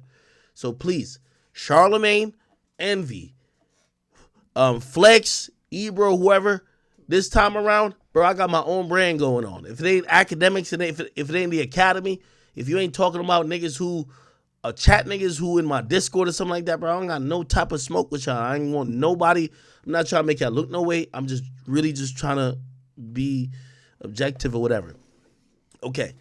Some of this stuff I have no idea about. Okay, but apparently Flex, this is the rant before the rant recently. Here we go. What happened is you were already a professional gobbler. No, he was going crazy on Charlemagne. Now, I'm gonna play a part which I didn't know. This is chat. I'm only playing this part because this is industry tea. I had no idea. I've seen him do it. Here we go. See, you and Lesser Charge and By the way, I don't know why he's calling Charlamagne lesser. Charlamagne ain't doing nothing, bro. He's calling him lesser charge. I think it's because Charlamagne pled to some something with the minor, whatever. But like he didn't do anything. Truth be told. Anyway, Real Estate Rico. They put a lot of. He's calling Envy Real Estate Rico. He's calling him lesser charge. Bro, I like all these people, bro. Effort. Oh, there you go. And you too, the morning girl that was there did too. You remember when you were talking funny, but my man got that videotape of you. Okay, this was wild, chat. Yo, what's on? Yo, chat. This was wild. By the way, I think he's talking about Angela Yee. Angela, I like you. You're an amazing person. This ain't me. I'm in a position where like I'm trying to be equal. I don't care either or whatever y'all had going on. This is Flex going off in the Breakfast Club. You know, Angela Yee used to be the third person. Angela Yee is no longer there. Watch what he's saying. Up here. And let me tell you about Mr. Lesser Charge Gobbler. You know why you got a friend up here? She's a bozo, by the way. You know why you got... By the way, he's saying that Charlamagne has a spy. You know, he works for Hot 97. Charlamagne and Envy works for Power 105. He says Charlamagne has a spy within Hot 97 where he works, but he's saying that the spy can't do nothing, and he's getting into some shit, which, truth be told, I don't know about. Like, I'm not capping about nothing. I don't know about none of this shit. Me and Charlamagne my mans, but I ain't never talked about none of this shit with him, and I ain't know what this shit is, and I don't know if it's true or not. I'm just hearing it from these niggas.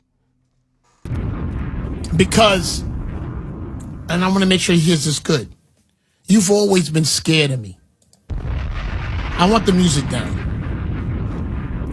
You're scared to run into me. You don't know what my energy is going to be. And I had no bad energy.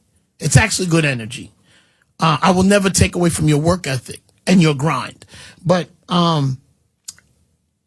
you remember when you kind of reached out to Karen Civil, wanted to have a little, I don't know if it was truce or like energy. I knew you were scared. Now, this is something I never knew about. So Flex is saying that Charlamagne reached out to Karen Civil. By the way, Karen Civil, if you don't know in the industry, Karen Civil is like the Olivia Pope of the music industry. So I'm telling you this as a fact.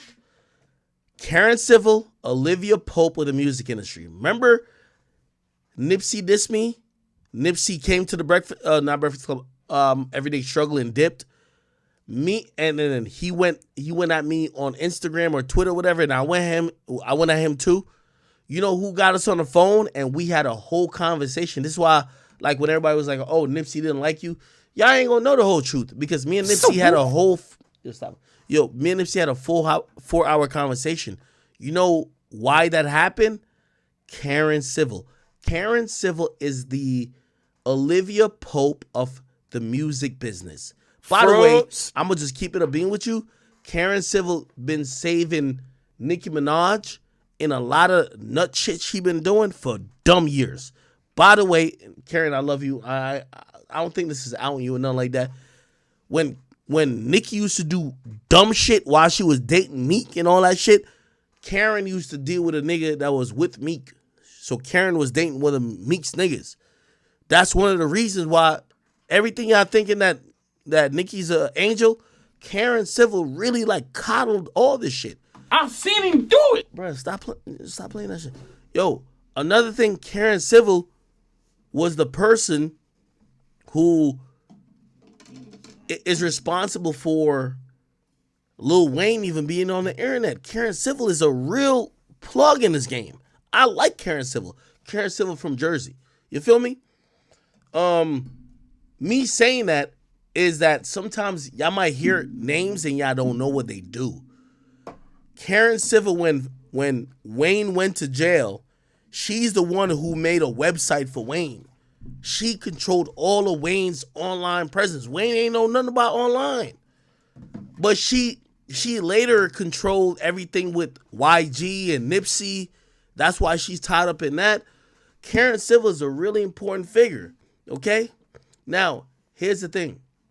When you hear Flex mention Karen Civil, it's because Karen Civil is a big deal, okay? Now, you're going to hear him mention her and her contribution. Here we go. You know why you got a friend up here?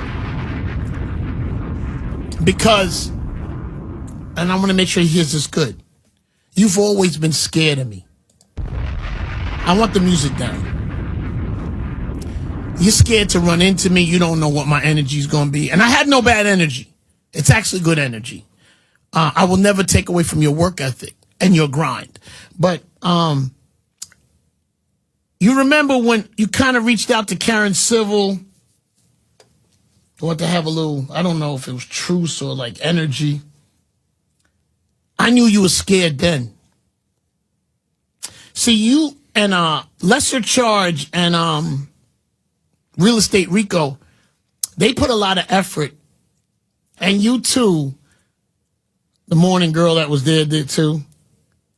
You remember when you were talking funny. Now, he's talking about Angel Yee. Smashed. So you calmed down. You remember that though, right? Getting smashed. So you calmed down. Did too. You remember when you were talking funny, but my man got that videotape of you getting smashed. So you calmed down. You remember that though, right? I love you.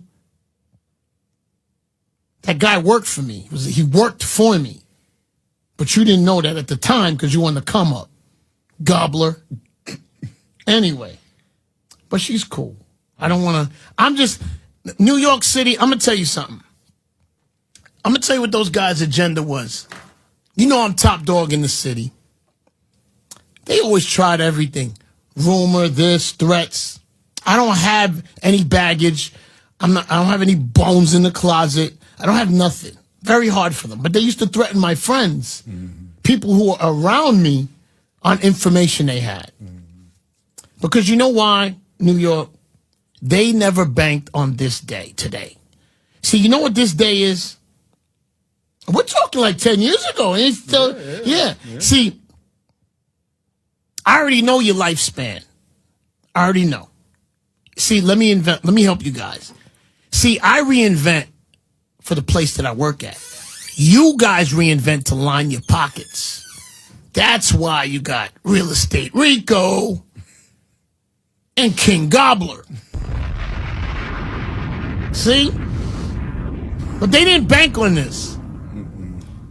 And Lesser Charge always knew he had that charge. Karen, I'm going to blow you up today. Uh-oh. Now, Karen Civil just today. Uh-oh. Karen Civil, well, let me say this right. Me and Ebro had that case in North Carolina, South Carolina, early. Karen Civil told me where it was. I put a lawyer on the case and got the transcript.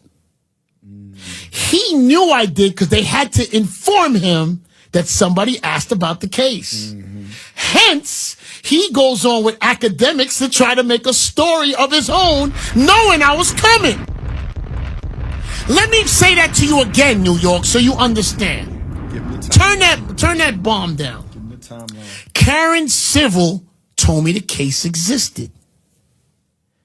I hired a lawyer to get the transcript and all the files. I sent it to Ebro. This was years before it came out. So let me tell you something, Mr. Lesser Charge. I knew what your ego was, and I knew you'd try to clean it up.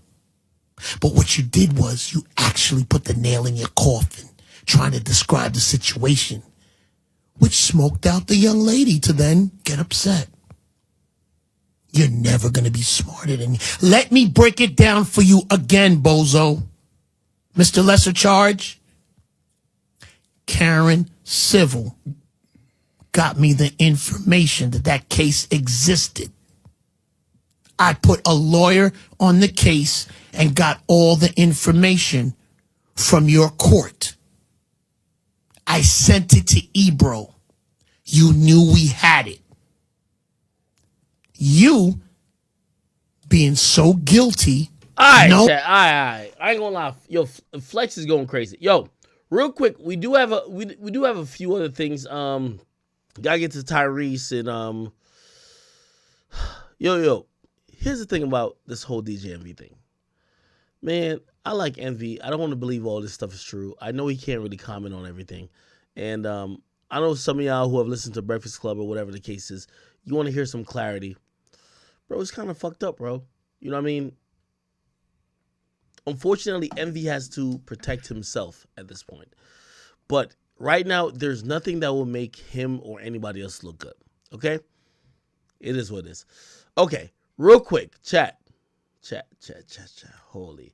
Yo, let's hit this motherfucking, Yo, so Young Bleu, real quick. My man Young Bleu, TMZ has reported that Young Bleu was actually arrested for misdemeanor battery after an alleged victim says he threw her to the ground following an argument that they had over a custody dispute. He was arrested on Sunday and released on a few days after posting a $2,400 bond. Okay, it says he was accused of attacking a woman, an incident at the center of an alleged custody dispute involving a 10-year-old child. The Hall County Sheriff's Office in GA tells TMZ Hip Hop officers responded to a 911 call from a woman on October 15 to a home. When deputies arrived, they say the woman told them that Bleu, real name Jeremy Biddle, had shown up at the residence unannounced with the intent to take the 10-year-old child with him.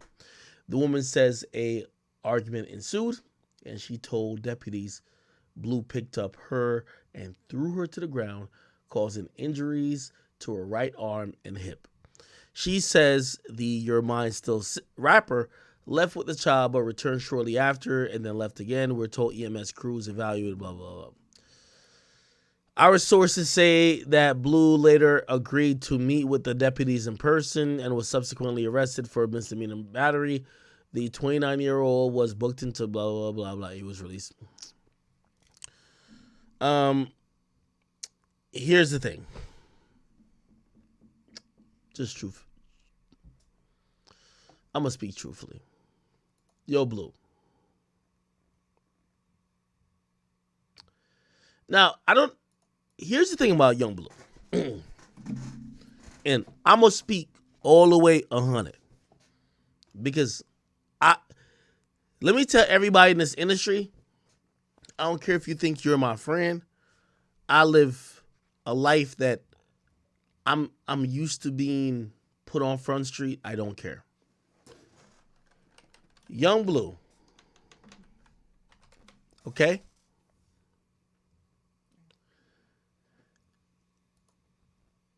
Young Bleu has been an artist who's an amazing artist.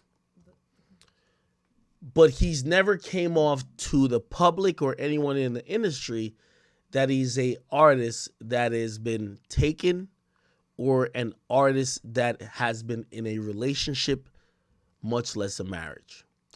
I'm going to tell you where Young Bleu fucked up. You see that girl who exposed Young Bleu a couple months ago? Young Bleu flew out. Remember this girl? She's the one who fucked up Young Blue's whole situation. This girl right here. Okay? Nothing wrong. Some people choose torture. Sorry. No, I don't give a fuck if you're a celebrity. She fucked up Young Blue's whole process. I'm going to tell you why. The reality is that Young Bleu has never purported himself to be a married individual. He's been doing his thing.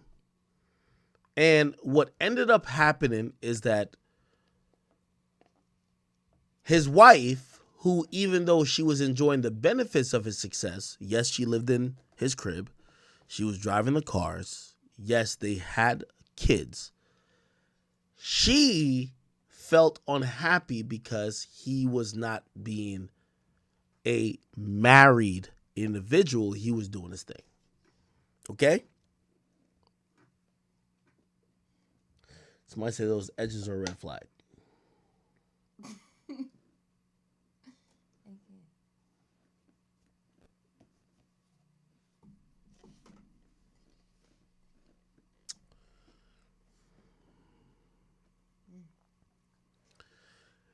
Yo, Blue. You a nigga and I'm a nigga. And you know I fuck with you. And I ain't gonna say certain things to make you look any crazy. But brother, this is what happens. The way you're living was not in congruency with the way the person or people around you felt like you were going to portray yourself. And this is why I can't really speak to whatever you're going through. You had a wife and kids. With all due respect, I don't think you're an abuser. You my guy. You know I fuck with you. Yo, Blue gave me a feature. I got a feature. You know I got a feature with Blue on one of my songs that, like, me and him, we could work it out anytime I could drop. So you should know I'm being all the way 100 because I could just really be biased, just be like, oh, I'm trying to keep the feature or whatever. The reality is this, man. Yo, Blue, you got caught out there, bro. It is what it is.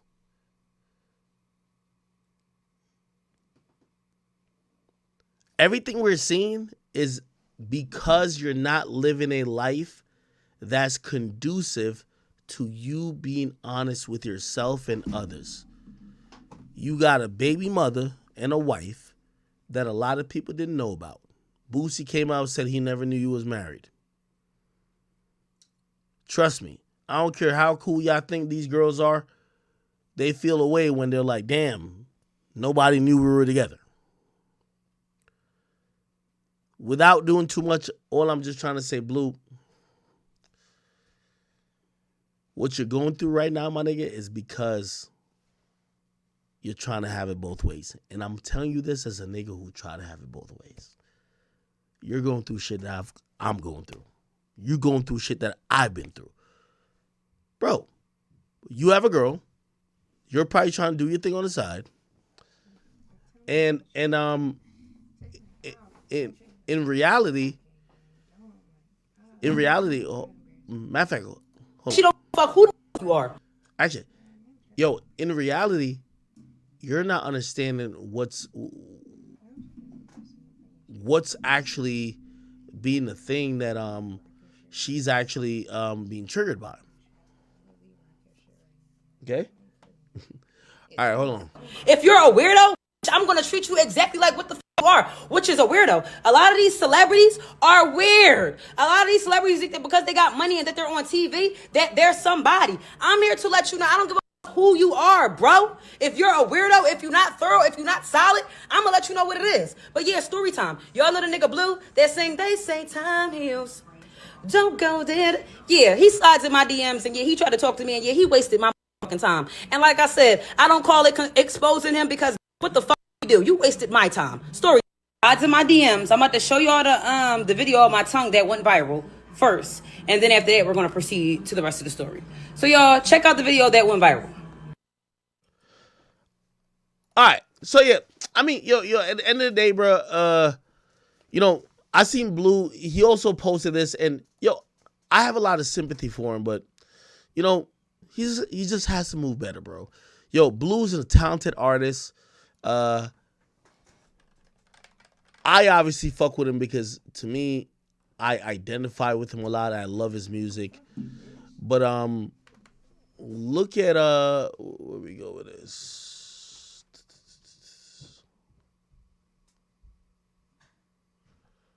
Where the fuck?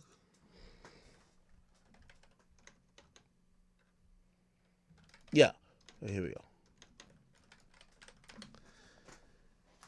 Yo, if you actually look at exactly what Blue is talking about, so basically his I think it's his wife. TMZ reports that Young Bleu was arrested for a misdemeanor battery with an alleged victim that says he threw her to the ground following a argument that had to do with a custody dispute. I think I gave commentary on a few other cases, and I told you I was just like, I'm getting to the point where it's almost impossible for me to really give an opinion on people's relationships. Because, for example, this situation with Young Bleu is married. You think Young Bleu is going to not deal with the mother of his child and the girl he's married with? So no matter what we say, he's going to be with her. This just happens to be either a fucking bump in the road or some other shit. So, like, I kind of look at it differently now because even what's that shit with the Kevin Porter? The Crease or Christ Gonsrick or whatever. My nigga, at the end of the day, bro, she's still fucking with a nigga. So now, anyway, yeah. All right. They're accused of blah, blah, blah, da, da, da, da. Okay, cool. Now, here's what Young Blue's statement is. He says, LOL, the storm is coming. I'm about to turn in this last album before I 100% own all my music catalog. By the way, I'll just call this his cap. The reason why you're going through shit is not because you're going to own your own shit. It's because you're in an interesting position where there's a lot of people who are thinking about what they have to gain from it. You're Young Bleu. They're thinking that, oh, okay, if you don't give a fuck about them and you're going to move on, they're going to be fucking roadkill. So they're making their plays. That's the reality of it. Just built my own $2 million facility and started my own recorded marketing, distribution, media, and film company, all under one umbrella, Moon Boy University. So y'all know the storm is coming. The fake news, the slander. I'm going to keep going towards the end goal. I got bigger goals than music. Music was just my first step. I only did it to cope with my emotions. 100 mil in the next 5 years. Doing something more important than myself. The plan unfolding. I did everything I said I would. One of the few that I ain't cap about nothing. I'm off this internet thing, but will take the time to tell all my ladies that may be a fan of Bleu, I cherish women, and I'm completely innocent. Just know this is about to be my toughest times to be a fan of mine, because I'm about to go into another bracket as a owner and entrepreneur. And people hate, and you know, they hate that.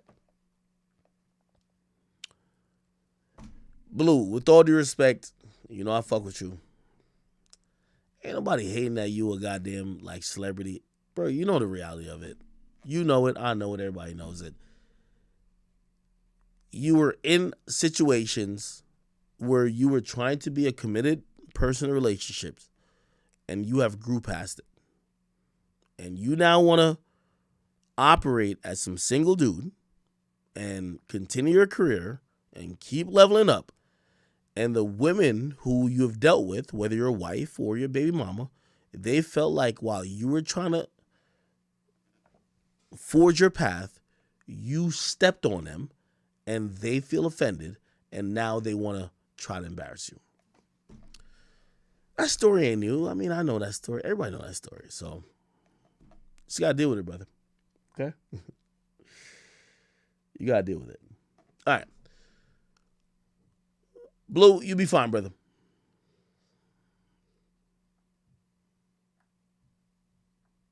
All right. I'm not gonna go to the. I had a topic about Tony the Closer and Caesar. Yo, Tony the Closer. If you're here watching me, I want to give you a single message. I've met you in person. You're a cool dude. But I also want you to know that give me a second. Let me send this message to Tony Closer. Because I seen you mention some, like you're kind of acting weird with me, okay? I'm going to tell you why you're acting weird with me. Okay? Tony the closer. I'm going to tell you why I think you're acting weird with me. I met you. I think you're a good person. I fuck with you. But I've seen some comments about you, and it seems clout chasing. Okay? Now, I'm going to tell you why. I'm going to tell you what I took from those comments, and I'm going to tell you why I don't do it. Okay? So, let me go to where you actually mentioned me at. So, the last stream where I said that I was breaking down the real estate RICO. By the way, I cover all rap hip hop news. I don't need a help to cover rap hip hop news. I don't need an interpreter to cover rap hip hop news. Tony the closer, I don't need you to cover rap hip hop news. My name is Academics. If you never knew, I've been here before you even thought about playing football. Let me give you the facts, okay? Now, I understand you feel like you are one of the people who have been in the foreground of exposing DJ Envy or whatever the case is. That is not my concern. I am not on a pro-expose DJ Envy or nobody's campaign. Maybe you are, but I am not, okay? Now, when I've seen a few messages, and I've seen this about 4 or 5 times, so I got to address you. So I say I'm breaking down the real estate RICO. I get it. That's your term. Cool. We give you credit. You're the best. You made up this term. I thought it was Rick Ross, but you got it. It's cool. Now, what you're starting to do, which I don't like, and I'm going to call it out now. Tony the closer. Academics don't need you. Academics don't need Envy. Academics don't need a motherfucking soul. So let me be very clear with you, and let me be very clear with anybody who's in this shit. You're promoting shit too. The reason why you ain't on my live stream yet, because I don't want a motherfucker to promote nothing with real estate to my audience. Y'all are all scammers. DJ Envy, you, Caesar, all of y'all. I don't want none of y'all promoting shit to my audience. So let's be clear with that. So if you just want to expose DJ Envy, you could do your thing. But don't come on my shit, because I'm not going to give none of y'all platforms to promote what y'all got going on. Y'all are all scammers in my book. All scammers. Go do real estate on your fucking own. You, DJ Envy, Caesar, all of y'all. Y'all ain't going to get on my platform and be like, oh, okay, Envy's a scammer, but I'm the good guy. Fuck out of here. You promote real estate shit too. Focus on your real estate shit, my nigga. You ain't about to get on my platform and do it at all. Okay? So when I'm breaking it down, I don't give a fuck what you said about Envy. Because I'll sit here and say whatever you're saying on real estate, I'll tell my audience, don't buy it. I don't trust you. I don't trust Envy. And I don't trust Caesar. Don't listen to no fucking entertainer. Me, don't listen to Caesar. Don't listen to Envy. Don't listen to Tony the closer. That's what I'm saying. So if you trying to get on here just to get like some brownie points for exposing Envy, you could. But all y'all promoting shit. I don't want to hear about none of y'all courses. Y'all courses is dead. It's over with. I don't care if you was doing what they was doing. It's a dub. It won't be promoted on my platform. I don't care what you say. Fuck all of y'all. I mean, seriously, from the bottom of my heart, we don't want to hear about none of y'all. Oh, we got like this type of expo. I don't want to hear it. So when you talking about how I'm talking about this shit without you, I don't need you, gang.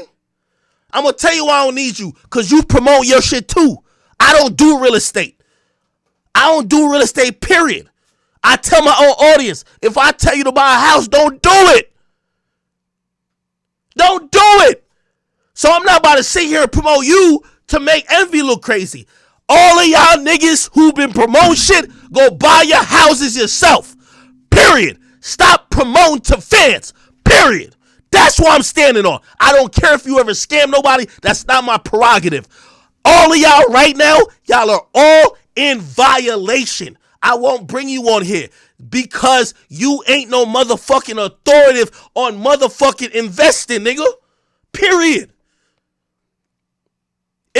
You got a beef with Envy? Nigga, go handle your beef with Envy.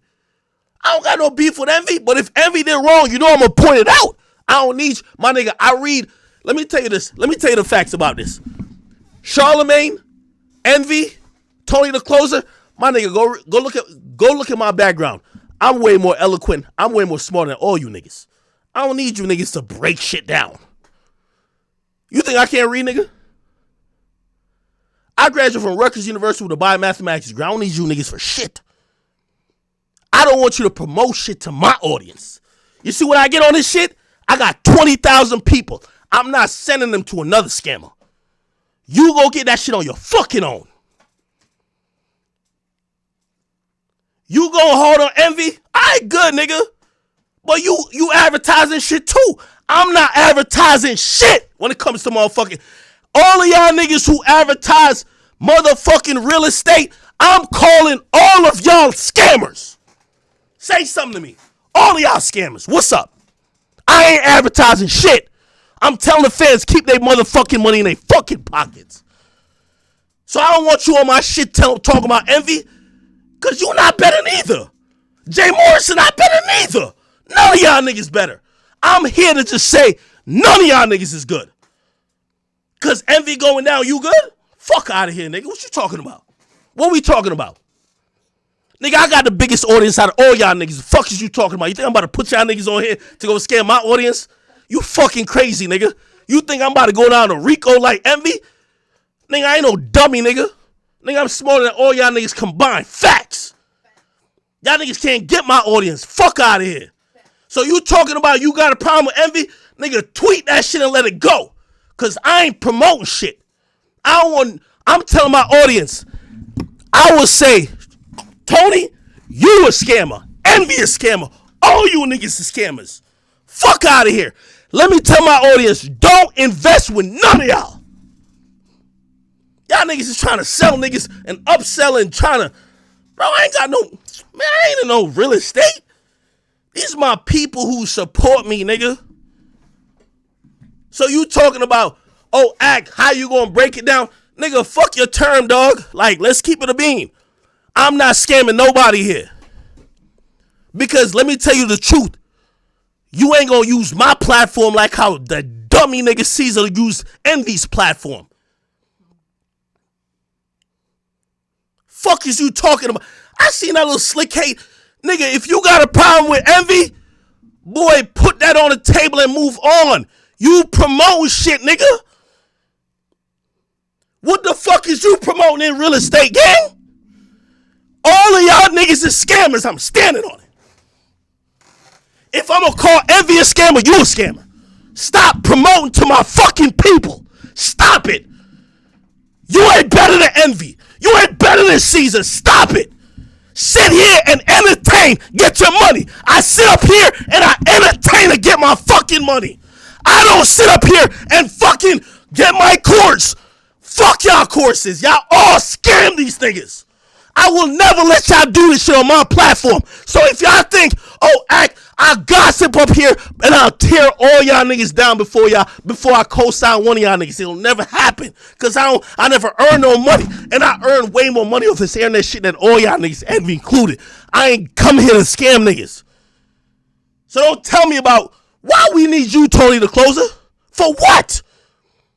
Nigga, what the fuck is you talking about? Oh, cause Envy's, my nigga, you not even Envy's league, my nigga. I could speak on Envy. Nigga, I'm a media personality with a big platform, nigga. Who knows you? You wanna be heard. Man, stop playing, little nigga. Man, this act right here, nigga. You know, if I wanted to sell my people to the devil for $10 million, I could. I don't want to do it. So when you talking about how you breaking it down and don't know the facts, just gossip, I'm playing from legitimate sources, the news. Oh, you want me to put you on my shit? You want me to tell them that, oh, you're the guy? You want me to be co-signing like, this is the guy who's real. Envy was fake. My nigga, I keep telling y'all niggas, big act, been the nigga. I never need none of y'all. I ain't gonna come co-sign none of y'all neither. I'm here to tell everybody who's a fan of mine, don't invest your money on real estate with me, Caesar, Envy, any of these niggas, and definitely not Tony. Tony, don't sell a motherfucking thing to my people, because I'll get mad. I get upset, because I ain't going to jail with you bitch ass niggas for none of the real estate Rico, whatever the fuck. It wasn't even a real estate Rico, nigga. You got some problem with envy? Handle it with that nigga, man. But don't think because you think like you thought you were owed a code word or whatever. My nigga, Tony the closer. My name is Big Ack. I could violate any of these media niggas whenever I want. I've been the guy. One thing and they ain't never said, I sat up here and promoted a scam. Breakfast Club brought me on. You told my integrity, nigga. You was a nigga was never in the game, nigga. You been ignored. You been begging for my Ack. Why you not bringing me up there? Fuck out of here, nigga. Fuck that. Nigga, I'm that guy. I was at the Breakfast Club a couple months ago. I could ignore that shit. I could ignore that shit like I ain't see shit. Because that shit don't bother me no way. I ain't lose no money. I'm rich as fuck, just like you. But you know what? That shit bother my spirit. I don't got a problem with envy. Charlamagne's my mans. I'm going to bring that up because niggas lost money. You got an agenda. I don't give a fuck what you say. So when I see the little weird shit, how you're talking about it, why we need you, Tony, why we need you? Tell me why we need you. You clout chasing everybody. Oh, could you give me credit for real estate Rico? It's not a Rico, you dummy.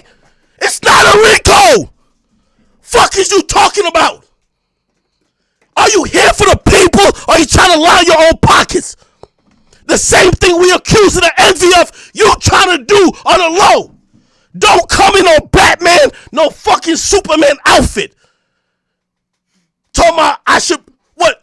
Well, you think you should? Nigga, I brought a federal agent that used to prosecute niggas on here yesterday. I seen your hating ass in the comments. But you don't know the really facts. Nigga, you are a former NFL player with no fucking badges. Stop it. You ain't got nothing to do with this. If envy is guilty, we'll pin him to the cross. But you just another nigga who's running their mouth. I got a bigger platform than you. My name is Ack. You don't got, none of y'all niggas got bigger platforms than me. And none of y'all niggas can tell me what to do. You heard what I said? So don't ever mention me again. Nigga, I think you a scammer too. I'm gonna stand on it. Nigga, I think you a scammer. Envy a scammer. Any of y'all niggas who mention real estate, I think y'all scammers.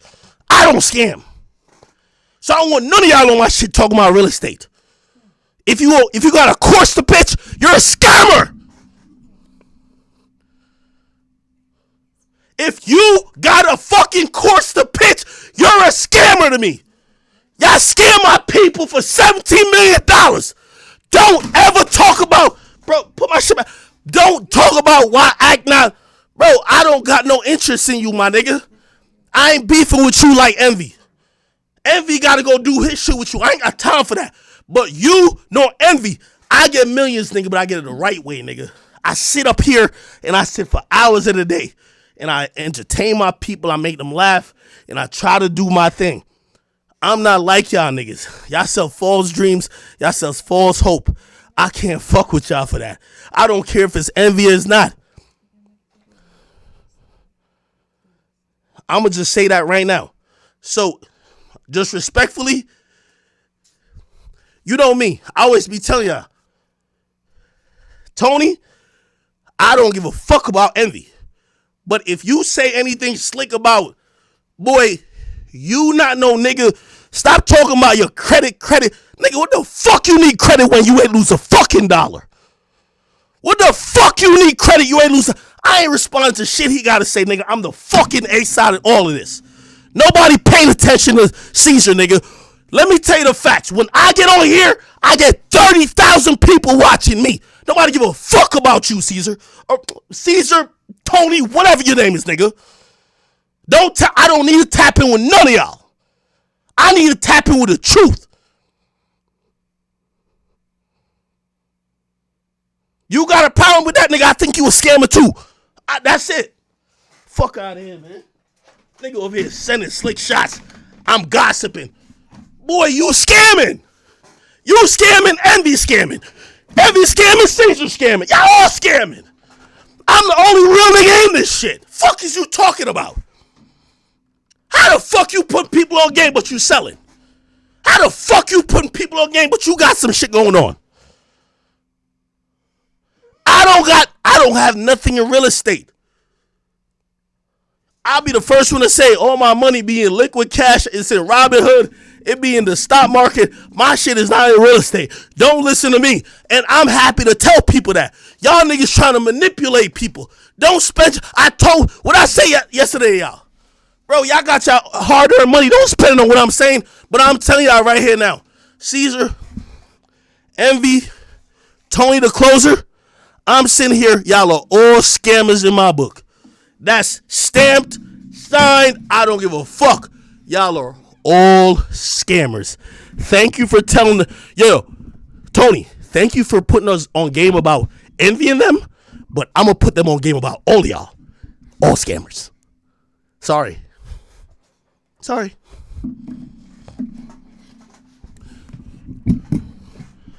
that's how you fucking end that shit.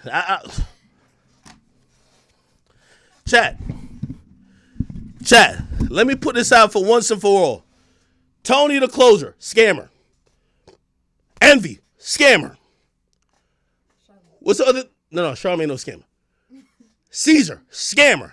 Any nigga who talk about real estate, scammer. Okay? I'm keeping it like that. Shut the fuck up about that. Go get some other shit. Man, I ain't got no time for no nigga reply, nigga. Cause I ain't looking for no nigga reply. Don't be mentioning me like that, nigga. The fuck I was crediting the nigga and I realized he clout chasing. I'm realizing the nigga clout chase. I'm giving him credit. Oh, Real Estate Rico is Tony the Closer. He's clout chasing. How you clout chasing while trying to help people? How the fuck are you clout chasing while trying to help people? How do you need credit? You know who you are? You are DJ Envy, nigga. Talking about, oh, he needs credit for sayings. The fuck is you talking about?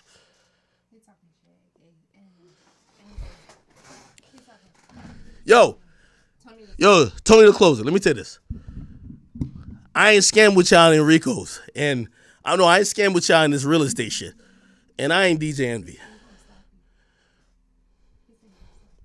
No, he's not. Tony, you're not getting no platform over here, and I will campaign on the fact that y'all niggas ain't on shit. I run this shit. It's not y'all. I run this. But if you think you run this, come this way, okay? I don't give a fuck about DJ Envy and what the fuck he got going on. Nigga, I don't know about that nigga's lifestyle. I'm trying to be fair. If that nigga innocent, I ain't gonna try and convict him. I'm be like, all right, bet I see, okay. If Envy guilty, nigga, as cool as I am with a nigga, I'm riding on it. Bro, you a fucked up nigga if you guilty. But what I'm gonna tell you is that y'all niggas trying to do this bullshit. Tony, let me tell you this. You're not academics. It's only one of me. I'm the nigga like, you mad because like, I'm not gonna bring you on my shit to talk about nothing with Envy. You come off like a hater. You are straight just trying to promote yourself. You seem like bacteria, my nigga. Sorry. Not doing it. Okay? Envy is under the microscope. If that was your goal, you should be happy. He's under the microscope. But you're not happy because of that. You know why? Because you're a clout chaser. You want the attention. No, give me the credit. I want the credit. No, I did it. I exposed it. Please help me. No, give me no, nigga. No. You all are fucking scammers. So when I got 15,000, 20,000 watching me, I ain't gonna serve them up to, let me tell you this, sometimes they see one evil and all they want to be, like the audience, they want you to serve them up to another person who seem less evil. I'm here to tell y'all are all evil. I think you a scammer. The other nigga scammer. All y'all scammers. We don't want to hear real estate from you, okay? Didn't you get rich via football? Go play your football. And go fucking invest your money in your fucking bank. Tony the Closer, we don't want to hear your money advice. Neither DJ Envy. Neither the other bum ass thing, which he should be arrested. Okay?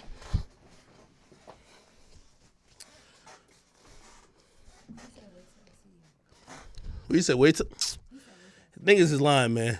Tony, I met you. I definitely met you in Miami. I will be in Miami next week. There's nothing gonna happen, bro. You were just trying to be on the Charleston White shit, saying you snitch on a nigga. Now you talking about, bro. I'm telling you, the same shit you try to do to DJ Envy because you clout chase. I'm telling niggas you a scammer too. What's up? You mad? You a scammer too. Exactly. Fuck out of here, nigga. You ain't got no motherfucking. What's that? You ain't got no motherfucking bigger platform than me, nigga. So you gonna sit there like a little boy. You gonna watch me. You gonna be tearful. How could he say this about me? Yeah, you should have stopped fucking clout chasing, nigga. Okay? Big for nothing, just doing a whole bunch of clout chasing, nigga. Because you're not used to this attention. Nobody ever paid attention for what you thought. You were the nigga who got kicked off Gilly's podcast for no fucking reason, nigga. Was paying $50,000 an episode just to get on there. Nigga, I ain't got no issue with you, but don't be trying to flex your mic trying to get in on my shit. Bruh, I don't need Gilly, Wallow, you, nobody. I come in here on my own merit, my own worth. You see people watching me, I ain't got time for none of that. You start coming here on that dick sucking shit. Why he not talking to me about DJ Envy? What the fuck do you gotta do with DJ Envy, my nigga? Go sit your fucking stupid ass in the fucking corner, nigga. You're a fucking fan. Let me put it in perspective. You're a fucking fan, kid. Nigga, I've been famous before you could even run you could run a mile, nigga. You're a fan. Watch me. Nigga, the same way you see me when Charleston White at Fresh and Fit, nigga. I'm academics. You're right. Live, living flesh. I'm the guy. You're fan. Period. You fan. I get it. You probably wanted to go up to the Breakfast Club. I don't know what you got with Envy. Envy might be scamming. I'm not defending Envy neither. But one thing for sure, two things for certain, I ain't gonna let a nigga like you think that, oh, Ack, you gotta put me on your platform. Why? You're a scammer too. You're a scammer too. What you mean put you on my platform? Boy, you used to pay. Let's talk about it. My nigga, I'll call Gilly right now. You used to pay Gilly 50 bands to get on his pod, nigga. You been trying to scam niggas. Oh, you mad because Caesar got on the Breakfast Club without paying? You used to pay. Yo, they told me you used to pay Gilly and Wallow 50 bands to even get on there.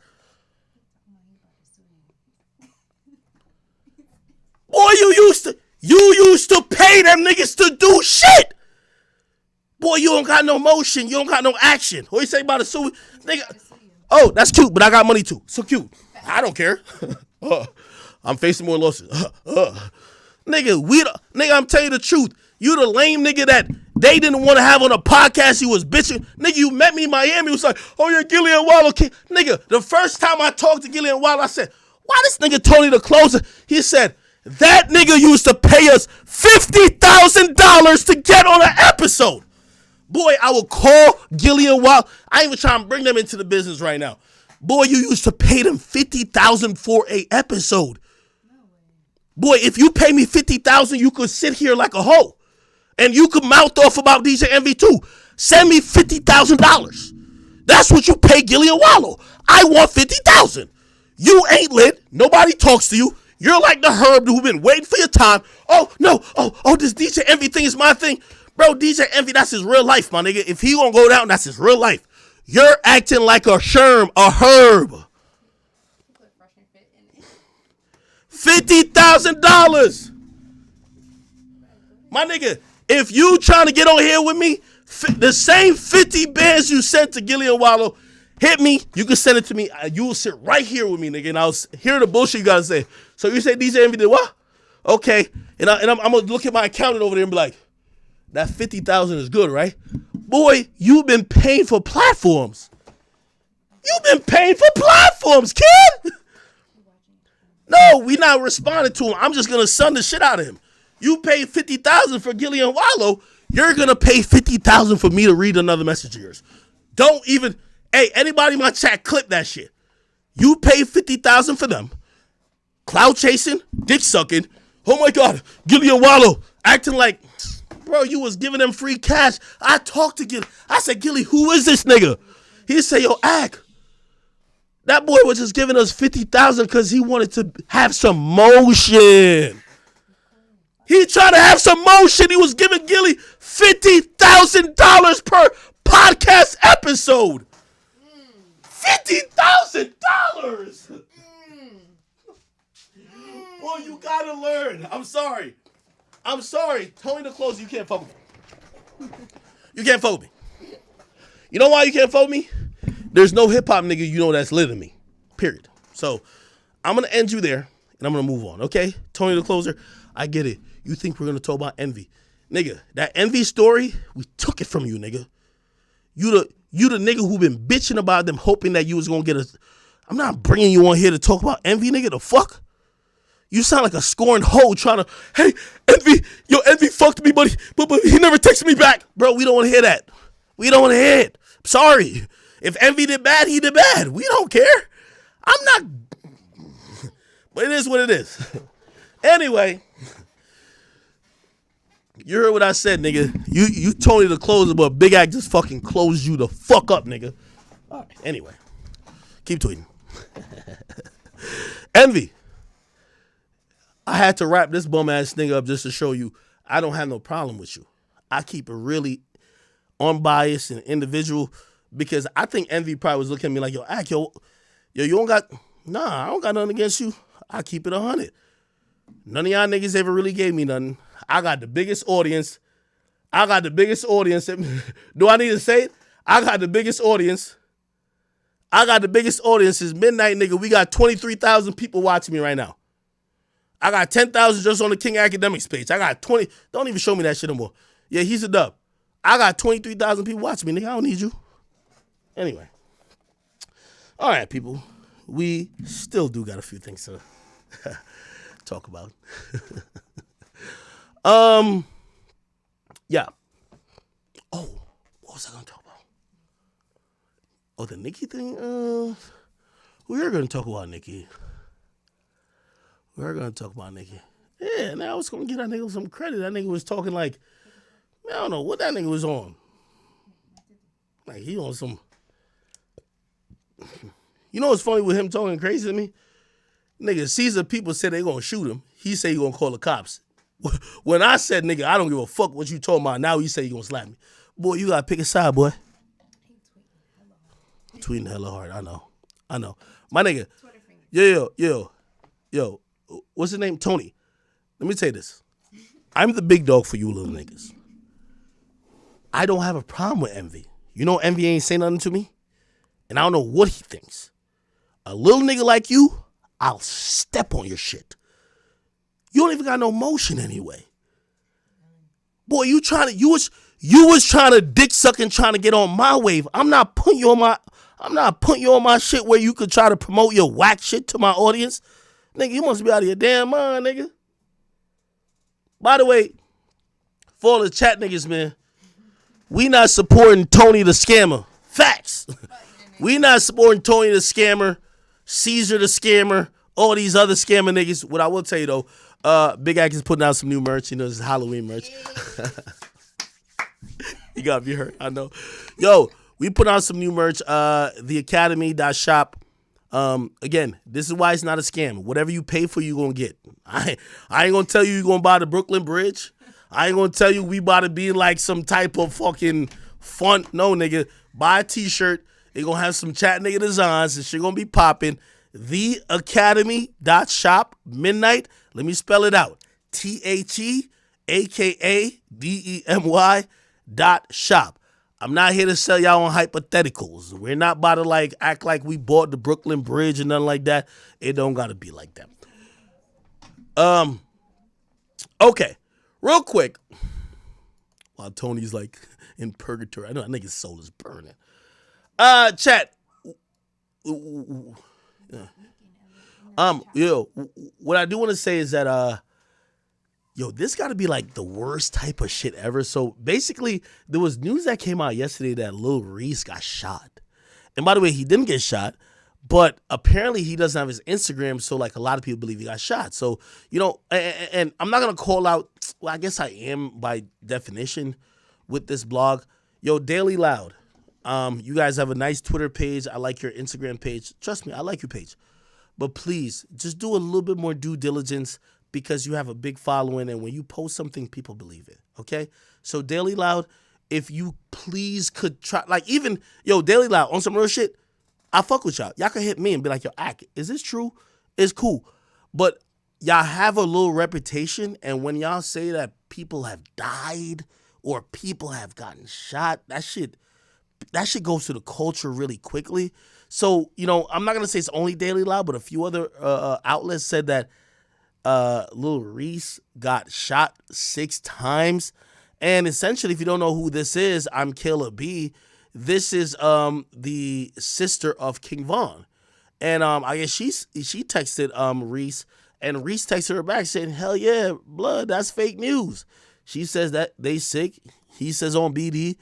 She says they blowing me up, every blog posting it. And then Reese says, yo, send me a screenshot, gang. Which ones? You know what I mean? Apparently his Instagram was disabled at a point, and I guess people thought he may have been hurt.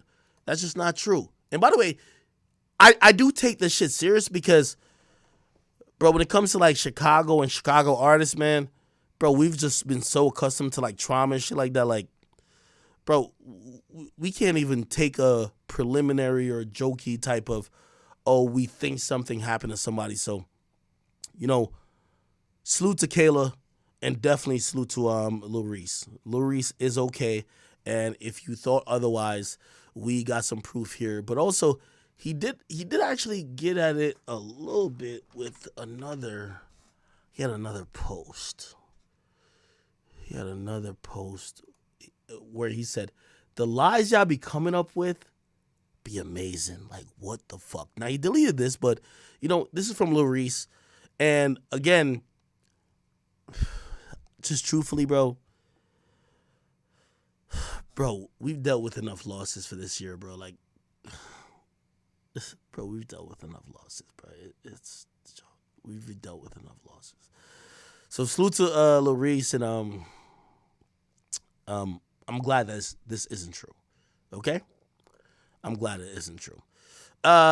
Continuing and going on, we will mention the fact that Rich Homie Quan made a video, and basically he made a video kind of addressing where his momentum got slowed up. If you don't know, Rich Homie Quan, after Young Thug got locked up, he started building a lot of momentum. And I told you, I'm like, yo, everybody from Atlanta's telling me he's popping. And for whatever reason, he was like gaining some momentum, then it stopped. If you ask me where it stopped, it was the moment that people started mixing that snitch energy with him. Why did they do it? There was a video, and I could probably play it here if you didn't know. Rich Homie Quan snitching. It's a video. Oh my God, why can't I find it? It was a video where it feels like he was snitching or he was speaking about certain things he shouldn't have spoken about. Here we go. Quan spitting a whole verse to law enforcement about Young Thug. Right. So my hand was on the spot. I saw it. We had a show together. I'm like, so I'm just asking yourself. Everybody been talking about it. I'm gonna just be a man and answer myself. Right. It's real, man. No door has something to do with it. We just can't prove. Right. Point blank period. I ain't no rat. I ain't telling no. I'm just being real with y'all. I got how much I love and let, man. You know what I'm saying? I like that shit real fucked up. So did Rich Homie Quan snitch? Absolutely. He's alleging Thug was behind the murder of. Now, again, it's actually a full thing where he's kind of like, speaking. Apparently, they recorded him while he was just talking shit. And I guess he was speaking on some real Atlanta shit. Like, for example, he was like, yo, Thug was behind this, and we think Thug did that, and blah, blah, blah. Now, granted, some people have said that he was speaking to a police officer when he said this. Some people felt like he was just speaking in general. Regardless, we don't and we haven't ever seen that there has been arrest due towards what he said on this video. But still, people said, yo, speaking about another nigga and kind of saying that whether people are taping or not, that's snitching. And I think that's where it's been. Anyway, his motion kind of slowed up a little bit, and now people are still asking the question, Rich Homie Quan, did you snitch? This is what he said. Did I snitch? Nigga, my name ain't in no paperwork, bro. Suck my... Did you suck one of them one? Get you out of here, man. Did I snitch? Nigga, man, find my name. Find my name in some paperwork, bro. You give me $1 million. We could trade lives. Oh, God. Did I snitch? Okay. Now, just to be honest, man, you know I like Rich Homie Quan, but this shit killed his career, bro. For whatever reason, and to me, I'm going to chalk this up as when you don't have a hit song. When Gunna has a hit song, the conversations that we's talking about Rich Homie Quan with doesn't exist, right? Like, let's be clear. Rich Homie Quan didn't talk to law enforcement. He didn't put a statement down. He didn't take a proffer. He didn't take an agreement to cooperate against someone just for his release. He was talking shit. Somebody obviously recorded him, and through that recording, people now call him a snitch. Again, he's fucked over because people are only thinking about that allegation, and that's why I bring up Gunna. There's a lot of people talking about Gunna's allegation, and oh shit, well, we heard you in court. Like, I mean, Gunna's shit was even more clear. You've seen Gunna's face. Yes, ma'am. Yes, ma'am. Do you know if people come and crap me? Yes, ma'am. You know how Gunna got out of it? With a fucking hit song. And that's what we've kind of realized, that if you have the music enough, people won't be dwelling on some of this dumb shit. And I think that's what happened with Rich Homie Quan. People are still dwelling on it because he hasn't had a song that could force the conversation to be different. And I think that's unfortunate because do I think he's talented? Absolutely. But will people just get over what they believe he did just because he's Rich Homie Quan? No. And he's in that position.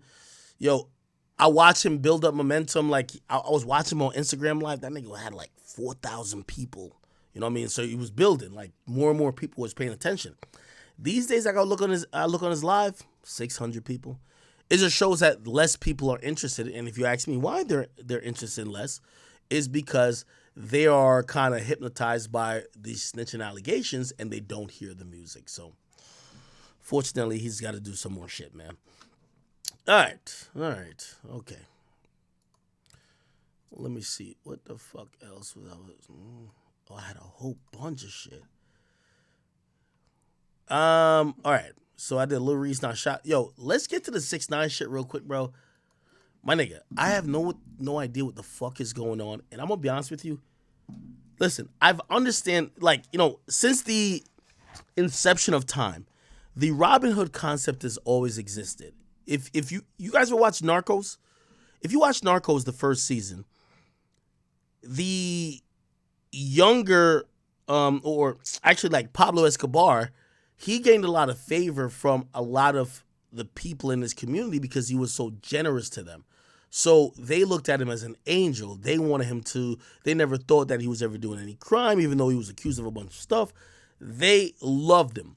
And I'm looking at the 6ix9ine situation right here, and I'm like, damn, is it that? Like, I didn't think he was in the Dominican Republic that long. Look how much the Dominican Republic people want him free. I swear, he was locked up on a federal charge in the United States, and there wasn't a single soul outside, no matter what big song he had, holding a sign. Look, Tekashi 6ix9ine, I love Papi Libertad. Libertad means freedom. They're saying they want him to be free. Look at how many people are coming, right? Look, they have his face right here. Look, this is a kid. This is a mom. This is crazy, right? Look. By the way, this is not like a weekend. This is like a regular day, and everyone's taking their time out to like, we want this guy free. Now, this is not only it. Give me a second. If you go, there's much more video of just how people want him out. Look at this. This is them. Apparently, he went to court. People just want to be there. It's almost like a moment. This seems surreal. like again, maybe you could say the O.J. Simpson trial, or maybe you could say definitely Michael Jackson trial when it was here. Maybe the first R. Kelly trial. When have you seen for any entertainer? I mean, Tory Lanez win a trial. When have you seen barricades have to be put on the road where people are just fucking just there hoping to see a glimpse of somebody, hoping to support, holding up signs, just blanketly supporting? And like, I'm gonna be honest, this was ridiculous to me. Look.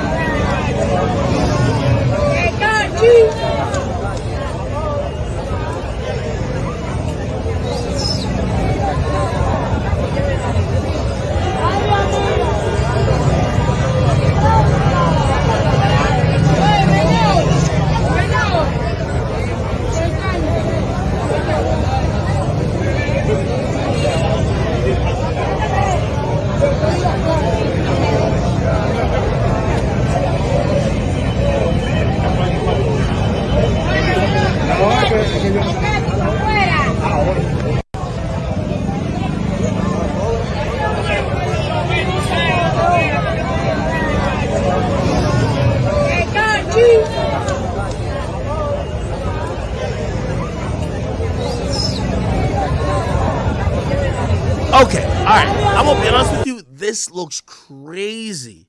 You know what I mean? I know, like, I was kind of trolling when I was like the Spanish Tupac or whatever. But bro, what the fuck is going on?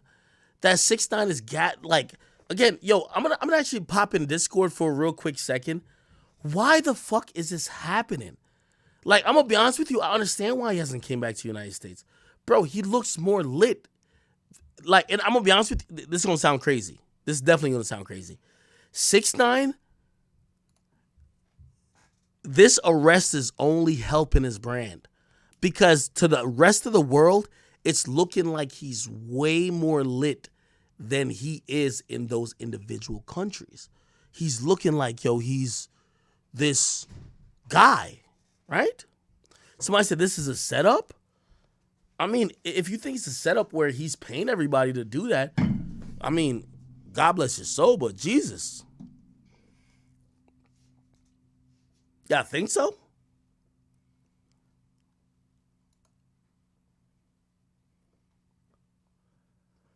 Yo, Keto, what you think? Like, you don't see the shit?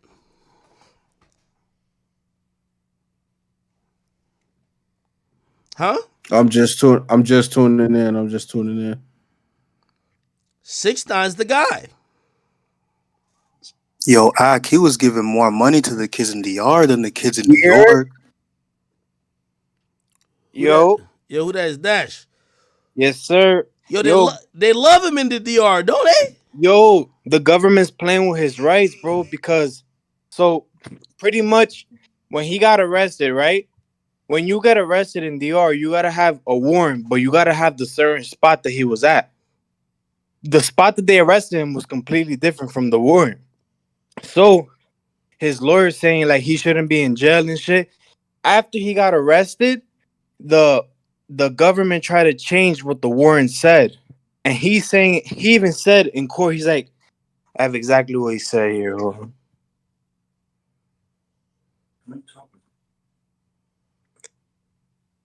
Wait, so whatever. I can't find it right now. But anyway, he was saying that they're playing where everybody's watching right now. Everybody's saying the injustice going on. I'm a U.S. citizen. Pretty much, when you're a U.S. citizen, you have different rights. Well, so when you got, hold on. I said this before. The U.S. embassy should be involved. Why aren't they involved? A little bit. Nah, that is crazy too, and people know that. Like Yailin, when she did the interview yesterday, she said that there's murderers, rapists, and everything that get out on easier stuff. So why is he still in jail, you know? And that's why a lot of people aren't, because a lot of people are like, the government's on bullshit with him. Yo, they're trying to get, the prosecution said they want to give him 18 months.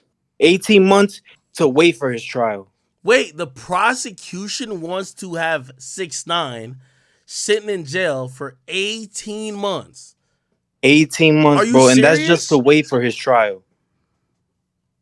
Wait, why do they think that holding him is appropriate? Do know they what's the think only difference between 6ix9ine and everybody else? That this government's on dick because he had a lawyer, but he went to some new guy. Like yeah. he got a new he got like a better guy than the other guy. But he said, look, the only thing that they hate is that he's American and he has money. He's a good father. We have proof. These accusers want $200 $200K each. Wait, they want wait. They want 200,000? Yeah, it's 178K, but it's 20 million pesos in DRs, and it translates to 178K US dollars each person. Yo, chat. Yo, act. Yo, Yo, is act. a beatdown ever worth $200,000 each? Oh my god, that's crazy. I feel like the feds in the DR is trying to send a message like, bro, you can't play with us like you played with the US, bro. Wait, hold on. Yo, who's speaking right now? It's Clock Out. Clock Out. All right, so wait. Damn. Yo, remember we were talking about this? We're like, yo, he gonna throw them like 5,000 each and it's gonna be good. 200K? The lawyer said they're not playing with him. The lawyer said, if you want that bread, go get a job. We not giving you that. Wow.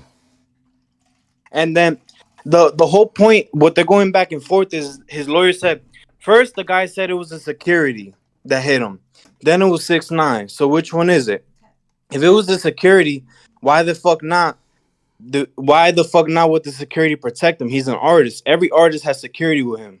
And then on top of that, they said it was DR security. I need and that's not true because 6ix9ine arrived to DR with his own security from Florida. Hey, chat, I need everybody to have a poll. Because I really got to know what y'all got to think. Say you're 6ix9ine, you've been spending a shit ton of money, but now you're in a jam that, like, I don't know how it affects, like, his federal parole, but clearly it's definitely affecting his freedom now because he's in a different country.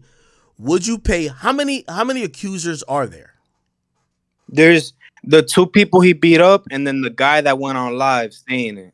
Okay, so 2 to 3 people. So at least $400,000 to $600,000. You beat some dudes up. Would you pay that money for them to clear your name? Keep in mind, I know y'all might be like, fuck no, but like you got a lot of money and right now it seems like it's gonna like bring you through the ringer. At what point do you pay the money? Or is 200,000 like too much? I'm not gonna lie, Ack. I would have gave them the 200 instead of a lawyer. Really? The guy said that the only way this case goes away if 6ix9ine starts telling the truth and he apologizes to him as a man.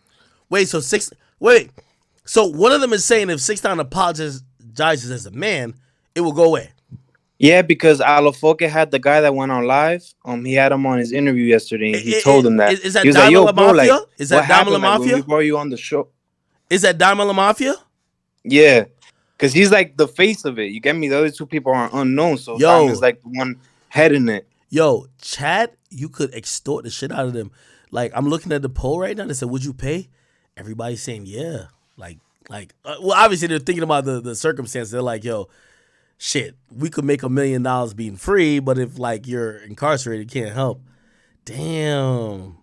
The lawyer said they're not giving no bread. If they want that bread, go get a job. He said exactly like that. He said. I heard a crazy rumor. Tell me if this is true. You want to tell me? They said that 6ix9ine, right? Before he got caught, he was making plans with niggas to leave the island, but not by plane, because obviously that it was going to be registered. He was going to leave by boat.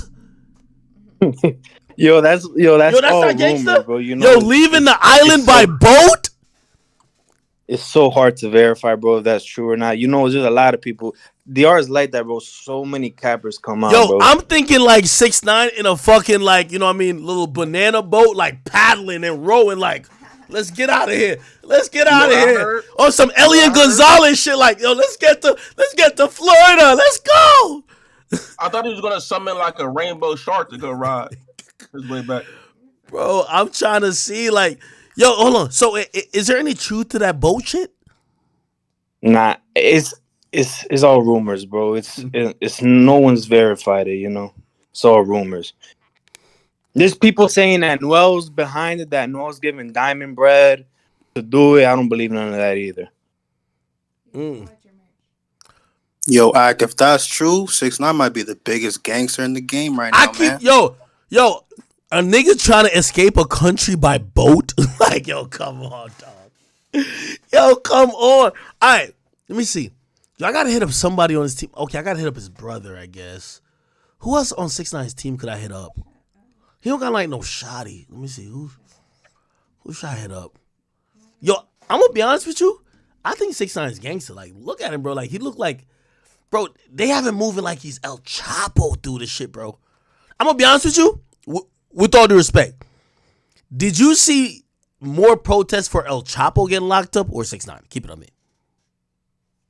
Yo, there's people drinking beer outside the police station and the courts, just macking, bro, just popping fireworks, all that shit getting lit, like just screaming free that nigga because they know it's an injustice. Like the government's trying to prove a point. They know they on bullshit because there's been a lot of murders that they're not on the same timing with. So it's like, why are they on the same shit with 6ix9ine? Even worse. Yo, I'm looking in the comment section right now. Somebody says not even Chapo Guzman. Somebody else says, well, or this was the caption. Tekashi being transferred to La Vega home care office to hear about the request for coercive measure. Yo, everybody say like, yo, he's being treated like the guy. Yo, yeah, bro. Go ahead. You know what's crazy, bro? They're fucking with him, bro. Because look, he was supposed to find out on Tuesday, right? What was gonna happen with him? They adjourned it to Friday today, right? So they went from 11 a.m. today. Then they said, okay, we'll adjourn until 2 o'clock. Then they went back at 2 o'clock today. They was there till 8 p.m., bro. And then they said, we're going to adjourn it till Tuesday. So they keep adjourning it to like let him know, is he going to be free or is he going to get the 18 months or whatever they want to give him to wait for the trial? Yeah, okay. All right. See, I haven't talked to nobody. So like, you know what I mean? That's my man. So like, I got to get him out of jail. Who, if I could call somebody to really make some strings happen, who would I have to call? I think the Yailin, bro, or his lawyer Felix. Yailin or Felix Portes. That's his lawyer, but I don't think. And you gotta call Trump. Man, call the baby mama, man. You know. Okay, Yailin, your best bet, yo, chat. Respectfully, you see me. Let me tell you this. Like, I don't know how y'all are. I never like messaging my man's girl because trust me, you never know how she taking it. So you know what I mean. I gotta like almost put like, hey, listen. Hey, have you heard from Danny? No, I'm gonna do that. I never messaged her a day in my life. Yo, at what point does 6ix9ine like just stop doing bullshit, bro, and just be a civilian, bro? Yo, but his lawyer said that he didn't do nothing. That the niggas try to run up, like he pulled up inside.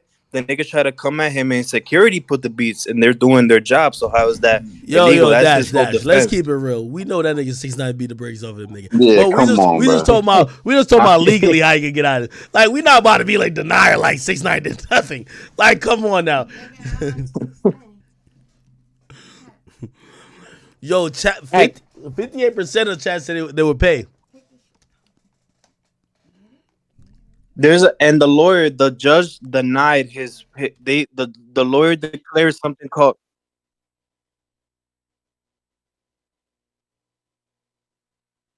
the judge declared something called the lawyer declared something called habeas corpus, which is when it's in a lawful arrest, you cannot hold me, and they denied that.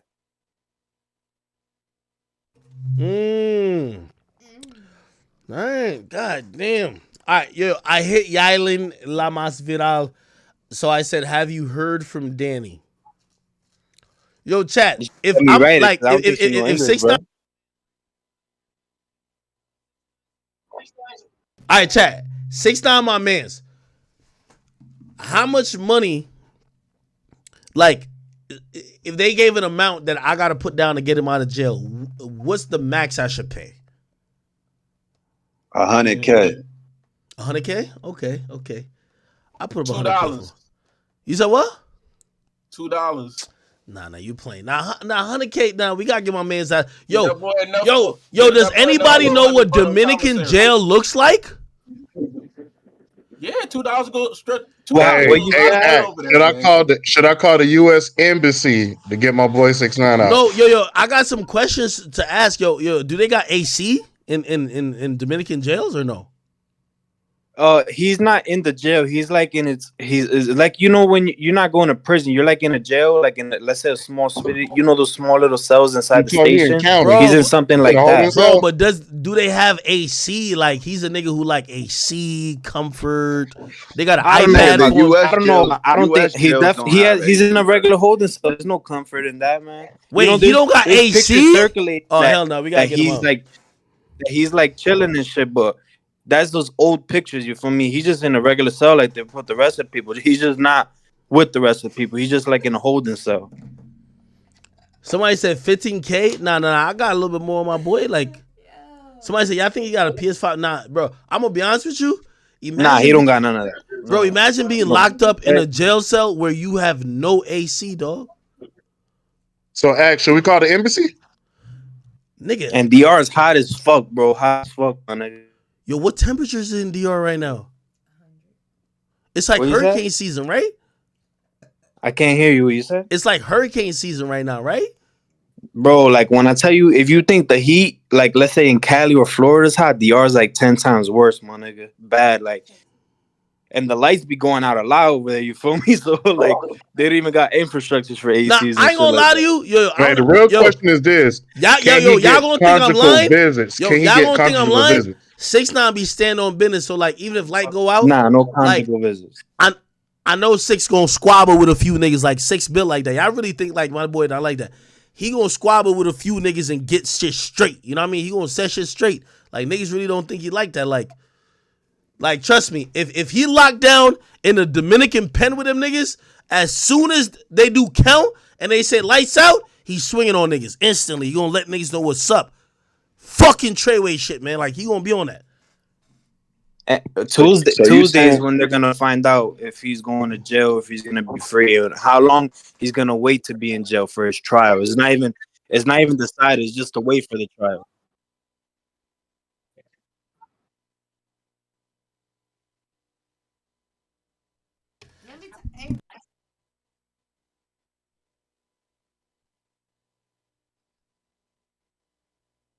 Oh.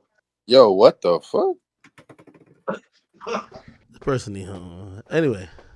Yo, 6ix9ine even spoke in court.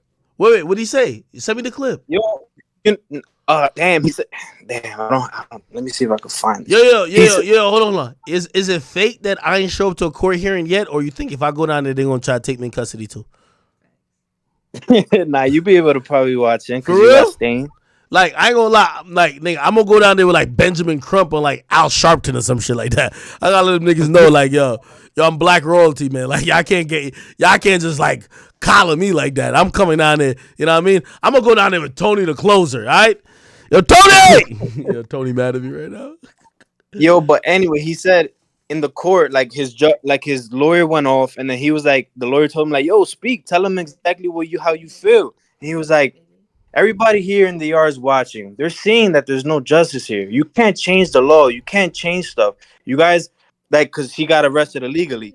It's written in the law. You can't change stuff now because you want to. You're violating my human rights by holding me, and it's not fair. And then that's it.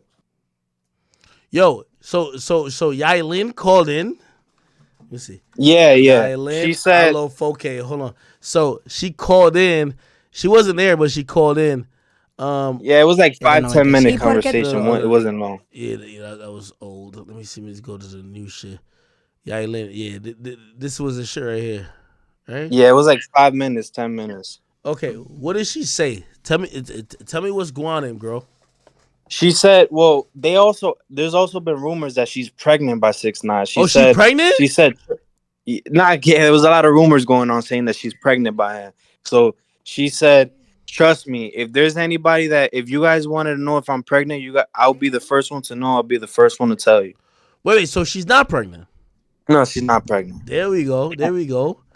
And then she said if I knew that this guy writing a song for me would cause my life. She said Salah, which is pretty much my life going sour. If I knew me getting this nigga to write a song for me will go so sour in my life, I would have never done that shit. Wait. Which nigga? She not talking about 6ix9ine. She talking about the No, producer. no, she talking about the nigga that the nigga Diamond, because she wanted him to write a song for her. So she's saying, if I knew that me getting this nigga to write a song for me was gonna cause all this shit and sour up my life, I would have never done this shit. So she's standing with 6ix9ine then. Yeah, she regrets even hitting that nigga up. Oh, okay, she a real one then. I like that. And she said, and you know, it's because Alafoca was like, what do you feel? You think that the government's on bullshit? And she was like, yo, there's murderers, rapists who are free and get out fast, but they're doing the most with 6ix9ine. 6ix9ine, Yalin says, tell these niggas to stop capping. Y'all want justice? Do it, but don't be on the exaggerating and crying shit. Interesting. She's saying, like, if you want to get your justice, do it, but you know it's not really necessary to be doing all this extra shit like he killed some nigga. He didn't do nothing crazy compared to what happens in DR. Damn. All right. Okay, so at least for right now, it looks like, you know what I mean, he's just kind of in limbo, just kind of waiting to see. His next day is on Tuesday. But they keep pushing that back, bro. Yo, even my mom, bro, like, she be talking with her friends, bro, because she's Dominican too. She's like, yo, it's crazy. Like, yo, my mom's not to be defending, like, assault niggas and shit. She's like, yo, this is bullshit. DR's on bullshit, bro. Like, everybody in DR knows what's up. The government's ODing just because he's famous and rich. Damn. So are you... Damn. I was about to go to the DR, but I got to think twice now. Holy shit. Right. It's crazy, bro, because the love is they'll dick ride you. Not saying the government, the people was gonna ride for him though, because they know it's bullshit. It's just the government if they never been on that with nobody. That's why people are like, yo, why y'all exaggerating for him? Like, what did he do? Yo, chat. I'm gonna pay attention to this. This is a very interesting situation. This is my guy. You know what I mean? I haven't talked to him. Actually, I told you I just reached out for the first time ever to Yailin Lamas Viral. And, you know, I don't like hitting up people's girlfriends and shit like that. But, you know, I'm going to speak to his brother. But, you know, I think he's taking into custody. Did they mention if any of the other guys with 6ix9ine was taken into custody or no? Nah, they haven't. They're trying to look for him. Damn, they got it. It's just him. And that's the lawyer was saying, like, not that he's trying to get those niggas in jail, but how you guys say it's the other guy, but you're trying to come at 6ix9ine for the money. Do you want these people to do their job? Like, that's his whole defending point. Yo, that nigga Diamond, yo, he was in the club when 6ix9ine got arrested in booby trap. Really? But he don't fuck with 6ix9ine? Bro. And he was like, and he said in the comments like something like flexing with the bread that they paid me, like trying to like shit on 6ix9ine, and yo, people was cooking that nigga, bro. Like Yo, like, he cooked himself even more because now they just know, like, yeah, this nigga did that shit for clout, bro. Yo, I'm going to just be honest with you. I'm so impressed by 6ix9ine that the mere fact that he could get an entire culture to love, bro, they love the shit out of him. They're loving him even more just because of this case, bro. Bro, I have no fucking idea. That's crazy, though. Yo, and what he was saying in that thing that you posted that he said what he's gonna do, he said, thank you for the love and support. When I come out, I'm gonna go to because you know in DR it's clubs, there's a lot of clubs. Yeah, so he's like, I'm gonna go to a club in La Vega and everything's on me.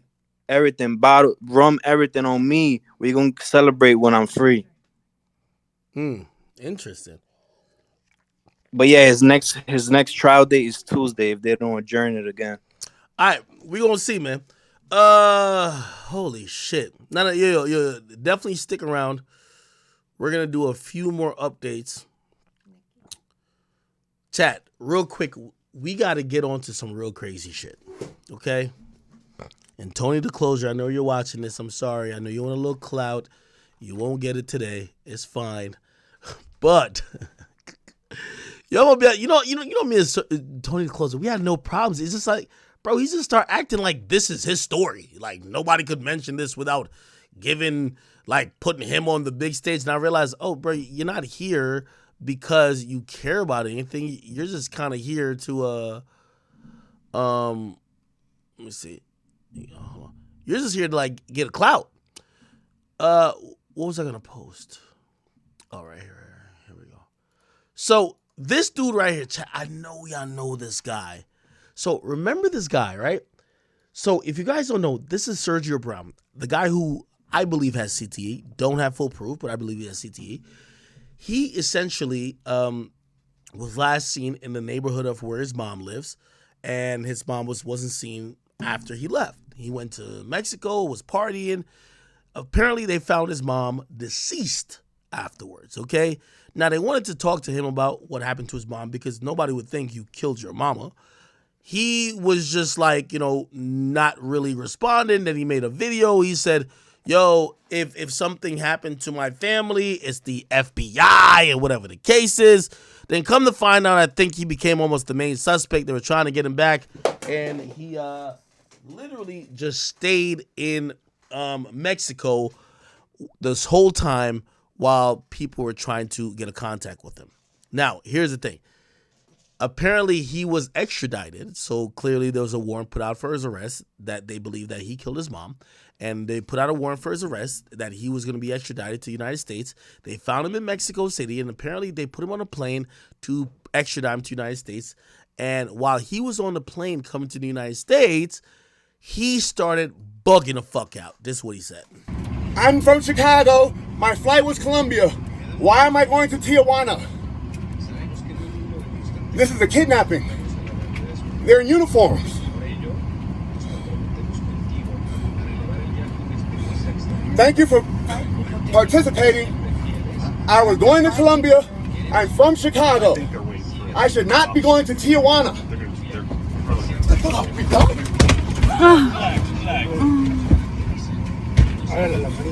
Let me go!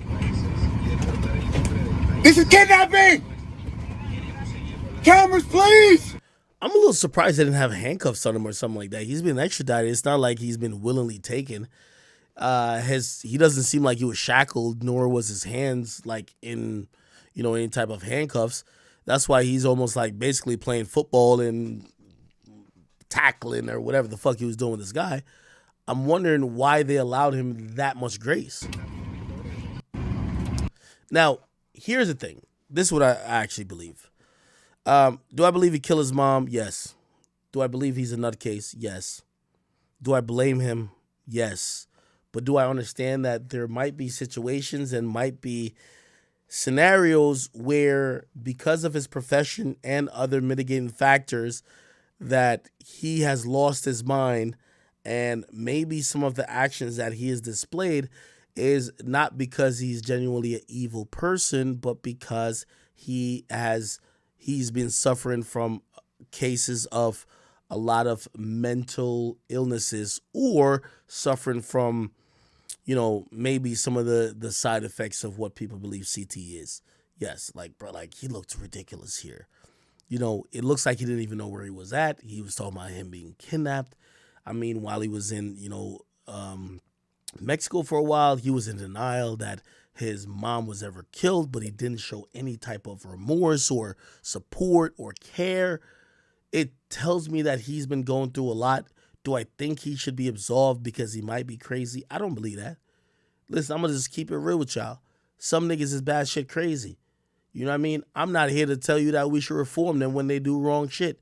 You kill your mama, I think we should get him the fuck on out of here. Hit him with that lethal injection, we'll get him the fuck on out. I'm sorry, I just don't have that sympathy and empathy to be like, okay, do I know stuff is wrong with him? Yes. But there is only so much. Like all that mental health expo bullshit, nigga, I ain't Charlemagne, nigga. It's only so much you could get me to feel bad for you. You killed your parents, you're doing all this other stuff. Bro, what good could you bring to the world at that point? You're taking away other people who could have brought good to the world. I think we should take you away. I'm sorry. So a nigga like this, I think he should never be seen again. Or we should just literally give him the death penalty. I have no problem with it. Like a nigga like this, give him the lethal injection. You know what I mean? All that extra shit he's talking about, let him go off in a la-la land while he slowly dies. What's the problem?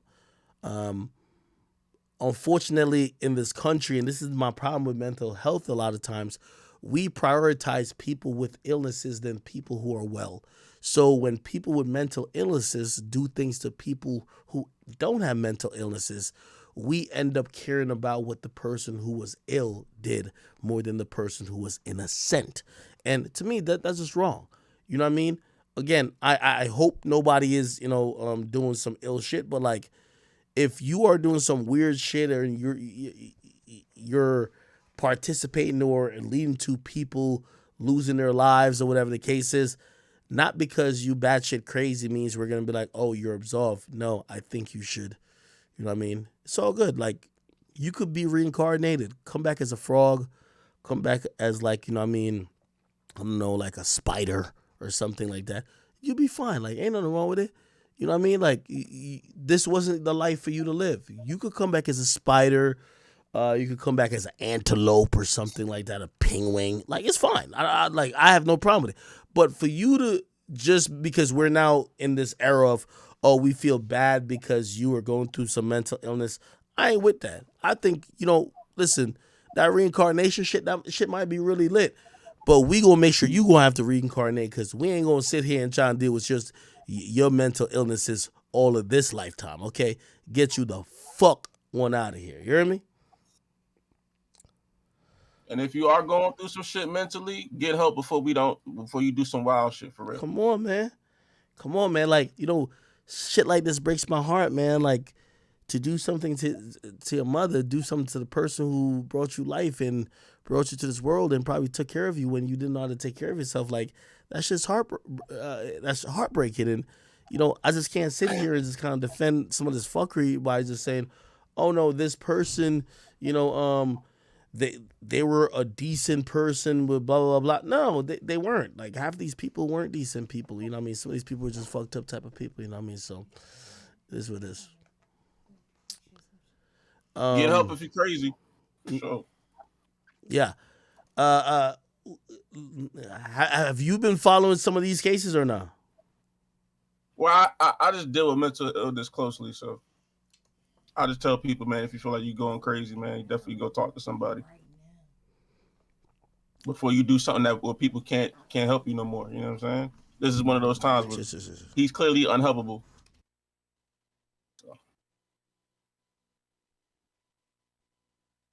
No, but yeah, no, you're right. I mean, in reality, I'm watching this thing like, man, I don't got no sympathy for this thing, man. Fuck all that shit, man.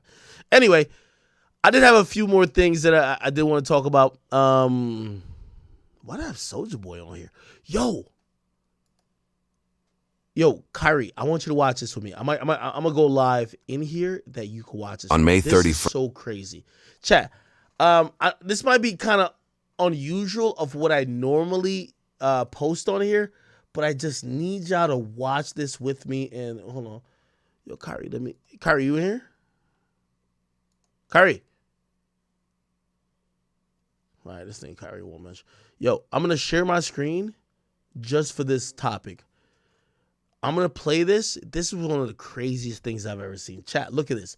So on May 31st, 2023, I'm a big fan of watching like a lot of people, a lot of police officers kind of like, do their job.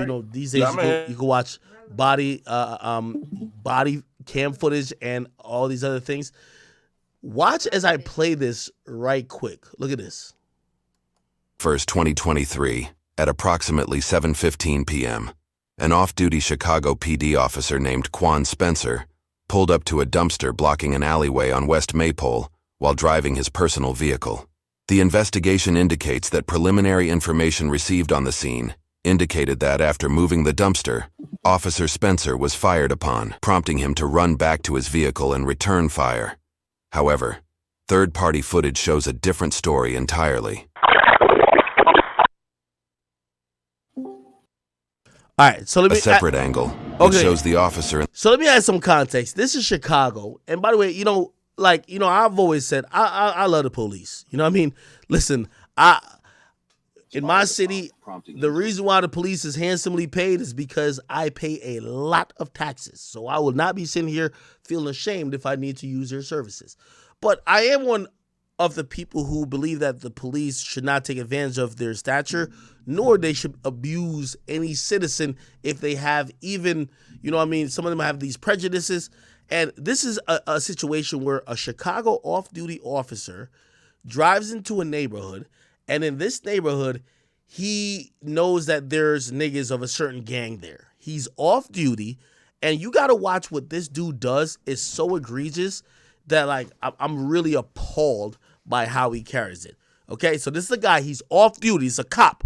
He's off duty. So these guys you're watching right here are not cops. So a cop is going to roll into their neighborhood. Watch this. In the top right corner appears to show the officer discharging his firearm prior to being shot at.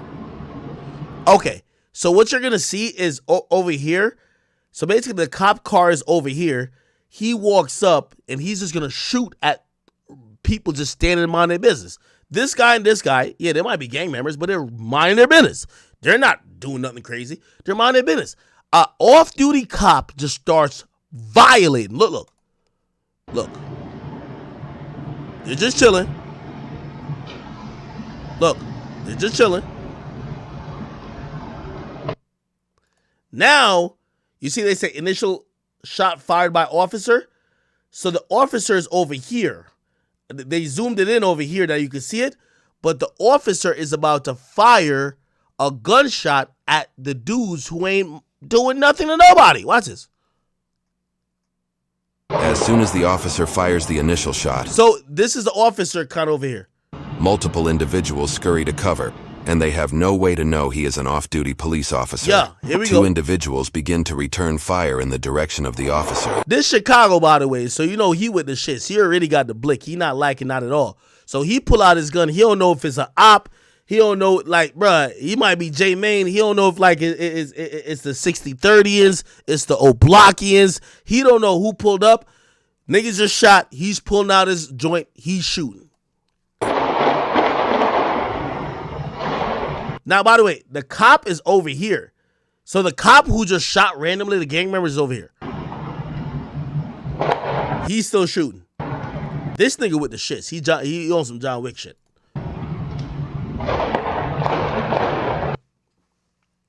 There's another nigga over here who sees the dude over there and he's firing his gun.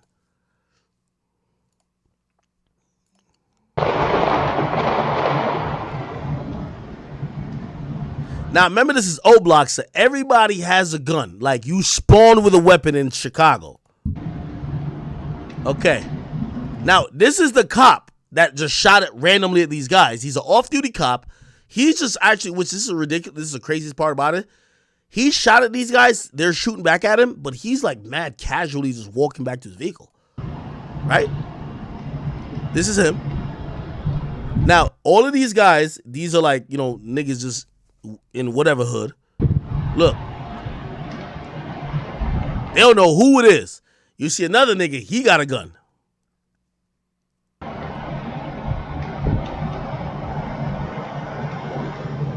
Look, this nigga, he creeping up. Like, he don't know who's, like, he a real one. You know what I mean? He not running. He know he got his pole. He finna shoot it out. Nigga, he been on some John Wick shit. After a total of 20 shots are fired, the officer retreats to his vehicle, So the officer who was over here goes back to the car. then drives in the direction of those who shot. Here's the crazy thing. He hops in a car, which is over here, which is zoomed in here, and he drives across this path, which is kind of driving towards the people he was just shooting at. Him. This prompts a subsequent You see the car right here? shootout. So niggas thinking it's the ops. Look, he not even driving fast. So now niggas like, I bet. Look. So other niggas is shooting at him. In a press release published a month later, COPA stated that, after further review of third-party video, it is unclear, and has not yet been determined, that the officer was fired upon first. A 911 call, placed by Officer Spencer minutes after the shooting, offers some insight into what transpired. Hey, what's up? I'm a police officer. I just got shot. So this is the goddamn officer who shot first at the gang members, calling into the station, and now reporting that he's the victim. This is how crazy and how corrupt cops could be. Offers some insight into what transpired. Hey, what's up? I'm a police officer. I just got shot by these gangbangers. What's the location? The location is Maypole and Levitt. It's block west. I'm not sure. Stay on the line, sir. Hold on. What's up? Hello, fire department. Hey, how you guys doing? Hey, they shot me. I think that it bounced off. I don't think I'm hit, but I don't think it bounced into me. All right, where are you at? But I'm at Levitt and Maypole. I don't know if I want to call it 10-1 or not, but they shut up my truck and they shot me. I'm sorry, are you a PO officer? I'm a PO. My surname is one. Listen, we got him on the way. My surname is 15638, and they shot me up, and they're like a block west of Levitt. Okay, listen, we got him on the way. Levitt and Maypole, okay? Yeah, I'm off duty. I just drove away. They shot up my truck. All right, we're on the way. So can you send the police here, please? Yeah, they got him on the way. A block west of Levitt on Maypole is where they're at. Okay. Oh, by the way, real quick. I know this is the worst time to pause it. Hey, actually, let me play this. We got him on the way, okay? Okay, thank you, brother. All right, appreciate it. Hello? Hey. Hello, can you hear me? So they shot me in my arm, so I think it bounced off, so I think I'm going to go to the hospital, but... Okay, well, they're already coming, sir, so just be looking out for them. Okay, I hear them coming. Okay. Now, let me just say this. This is why, obviously body cam footage and all these other things are important, because this is a clear situation where, because of surveillance footage and other things of the sort, we could now realize that this was a cop who probably was intoxicated. I think he was intoxicated, honestly. He's off duty. I don't know if maybe he was doing investigations and he's upset at these guys because maybe he can't catch them in a crime. He pulls up to their block, starts shooting. They shoot back at him. And what does he do? He calls into the station basically saying that these guys are assaulting him or these guys are trying to kill him. No, he started the shootout. You know what I mean? And again, without all this footage, nobody would ever know. I'm not here to ever defend criminals, this and third, but I'm also not here for the police to be abusing their power and authority. This was flat out wrong, okay? This happened in Chicago, and, And you shot in your heart, right? Yeah, I was shot in my arm. You could barely hear him. I think he's drunk. Do you know who shot you? It's 20 or 10 black, or not, I shouldn't say black, I should say 20 male blacks that are sitting in that corner. Sound like he's drunk, right? And they keep shutting down the system, and I rolled through and they shot me up. Okay. They shot my car up and they shot me up. The case is being investigated by the Civilian Office of Police Accountability, which is independent of the Chicago Police Department and has separate investigative powers. As of the time of publication, COPA is still evaluating factors involved in the case prior to producing a final report. By law, Chicago police officers cannot serve on the Civilian Office of Police Accountability. Essentially, man, he might get off, okay? No.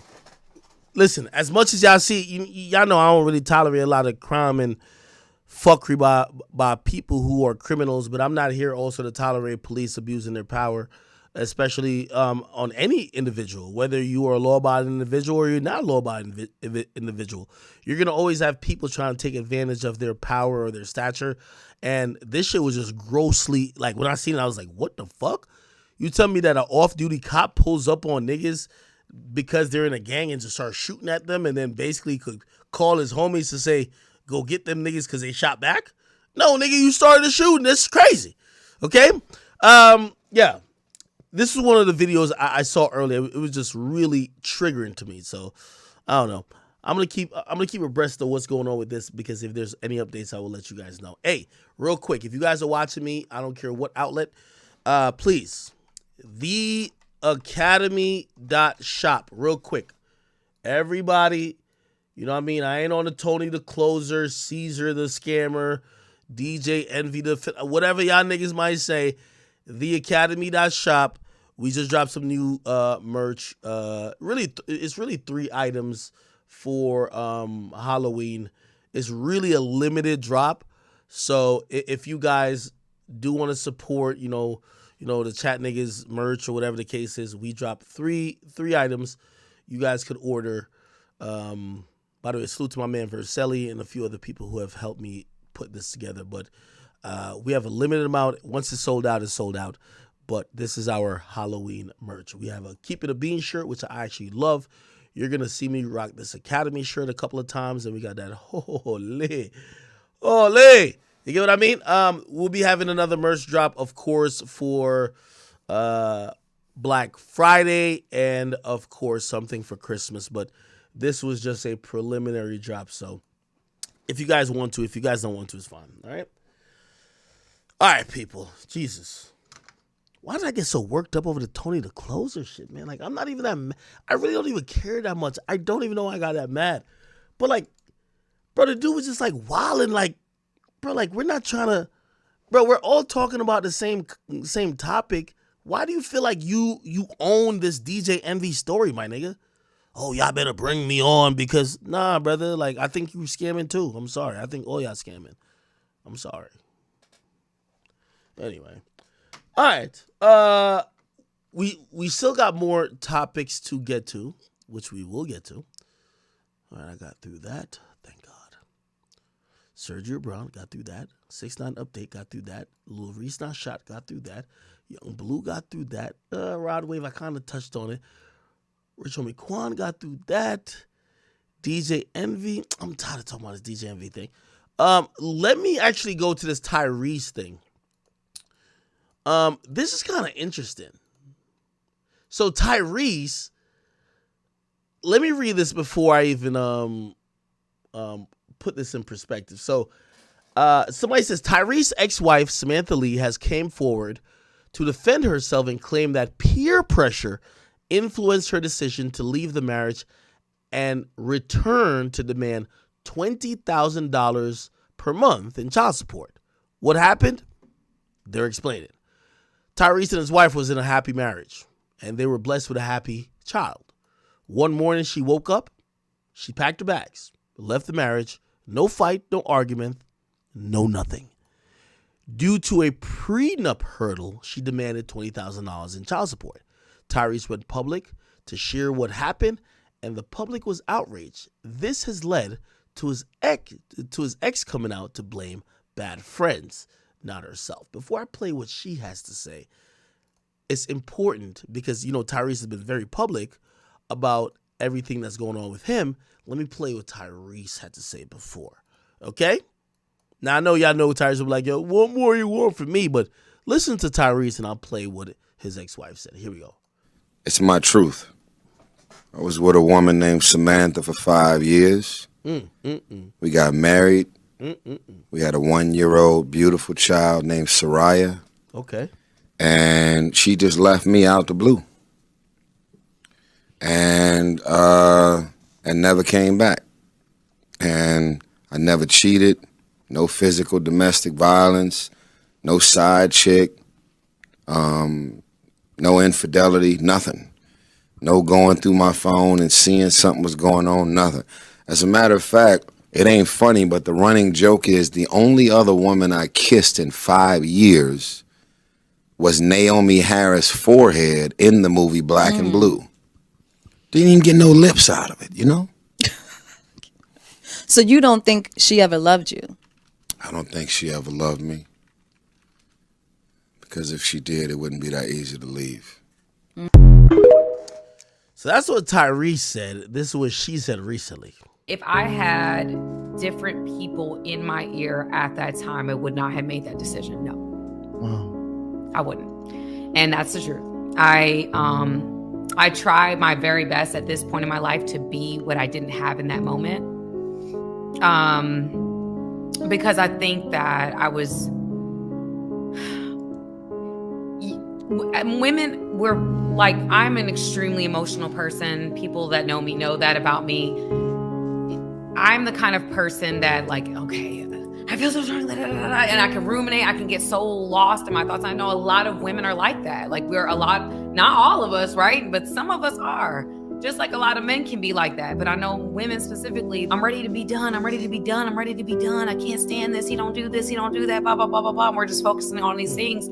And because you don't have a certain person in your life to check you and say, sis, what about this? What about this? What about these strengths? What about what he's not doing? What, like, those types of things.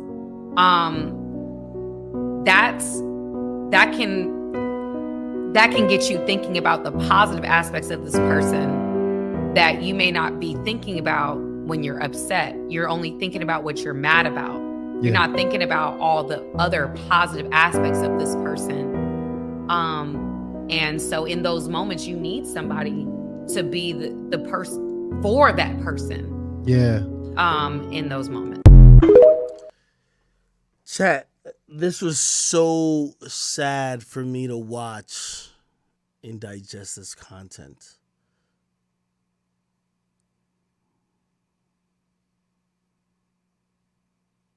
This was a conversation of a woman listening to her friends who probably, and this is my assumption, weren't in relationships, didn't have something that was as solid or didn't have men committing to them, but they had all the opinion and all the advice for someone else who did have something going on for them. And she mentioned that peer pressure kind of encouraged her to make a decision to walk away rather than keep trying, which she's ultimately regretting. And that's the saddest shit of it all, man. Like, you know, if you've ever had a girlfriend or some of the sort, you've probably ran into that one bitter chick who your girl listens to a lot, but she ain't never had no relationship. A lot of her advice is really more indicative of her situation than it could ever be of your girl's situation. She's looking at you, or she's talking to your girl about you like you're the last nigga who hurt her. And it was such a sad situation in watching this because I'm like, damn, you know, I think all women to a certain extent are influenced by the friends they have, but not a lot of them just torpedo or just blow up a relationship because of it. Hearing this woman say that was just sadness. It was pathetic. You made a decision on your marriage based on your opinion, the opinions, or even, you know, the thoughts of women who weren't in a marriage or even a position you were in. That's pathetic. And I'm going to be honest with you. I'm one of those people who have seen Tyrese do the most. And I'm like, man, Tyrese is a nutcase. And I'm not going to sit here and say I don't believe that he ain't still off the spectrum. But today was the first time I've ever thought, I'm like, maybe he's not tripping that much. When I heard him tell the story before, he said, yo, my girl just upped and left me. No warning. We weren't fighting. I wasn't cheating. She just left. And I was just like, Tyrese, you know damn well what you did. You were probably this, you were probably that. And to hear her admit it was like devastating.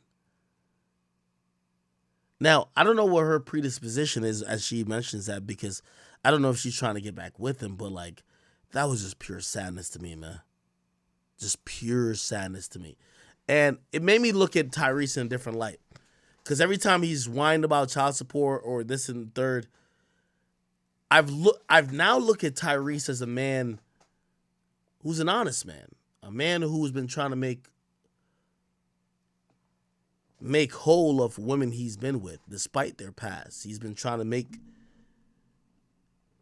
them whole in the sense of making them wives and making them, you know, partners. And it appears that some of these people have looked at him like, you know, we don't give a fuck about that. And I'm going to be honest, honestly, I never thought about Tyrese like that at all before. I thought Tyrese was just a liar. So this was kind of shocking to me. I haven't watched the full interview of his, his ex-wife talk about it, but that was so shocking. Yo, chat, let me tell you this. The hardest thing to get any woman to do is take accountability. for her to sit here and say, yeah, maybe he wasn't a piece of shit. Maybe I was just impatient. Maybe I just didn't want to grow with him. I was listening to other people. That's a huge thing. Different people in my ear at that time. She said I had different people in my ear. Wow. Okay. Yo, real quick, chat. I know. Y'all keep telling me. So, NLE Chopper,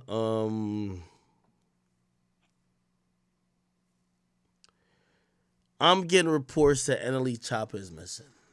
And I do want to... This is the very interesting and, like, odd way to kind of, like, deal with certain things of the sort. But NLE Chopper's mom, let me tell you something about NLE Chopper and his mom. You might not know who his mom is. I know his mom quite well.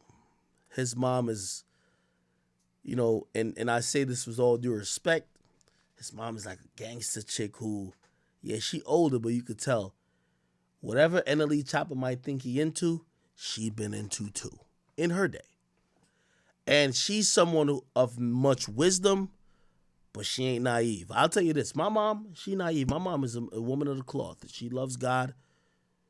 My mom despises the fact that I even use a curse word.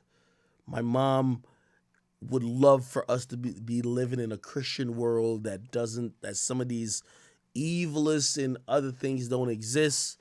Unfortunately, they do. But that's where her reality is.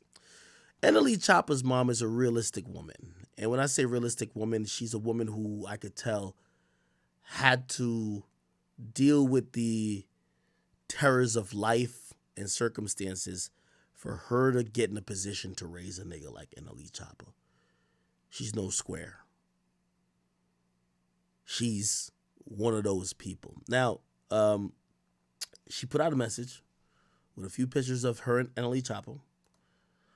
And she said, listen, man, y'all help me. Pray over my child. He plans on moving back to Cottonwood, where we work hard to get out of, just for a mixtape. Shaking my head. I ain't talked to this boy in hours, and he usually don't do this.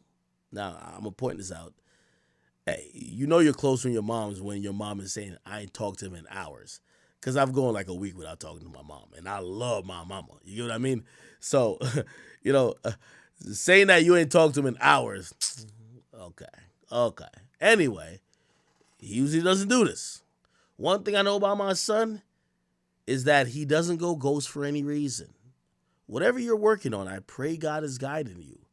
If you hear from him, please contact me ASAP. To the fans, he wants to please. Thanks a lot.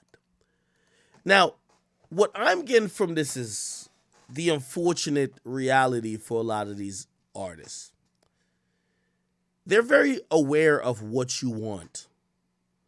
They're very aware of some of your insatiable thirst for violence, for ratchetivity, for ghetto-ness, for realness, for an artist taking risks. And from what I'm getting from this is his mom saying, I'm seeing my son trying to appease some of these people or trying to return to a life that I thought we escaped or the goal was to escape. But he wants to recreate a feeling, maybe for his audience, maybe for himself, but for a specific reason. His mom ain't with it. Because you know what Mama Chopper gonna think? Man, I thought the whole goal was to get out of this shit. I thought the whole goal was to go live a better life. But this is the rapper's enigma I've always realized. You support a rapper from the ghetto, from impoverished backgrounds. You support a rapper who's been through it all. And while you support that rapper, in your mind, you say to yourself, they're a real nigga because they went through these things. The more you support them and the more successful they get, you have a interesting relationship with them because you stop feeling like they're as real as they come.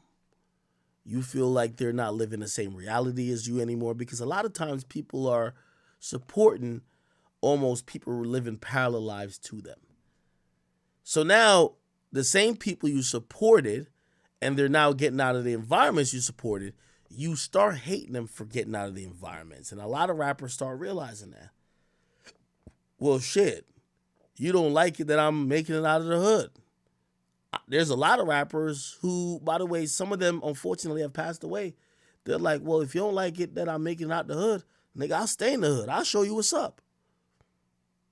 That's not the goal for most people. And I do think that's where maybe a conflict with NLE Choppa is. NLE Choppa is a very interesting guy. If you look at him and like his plight,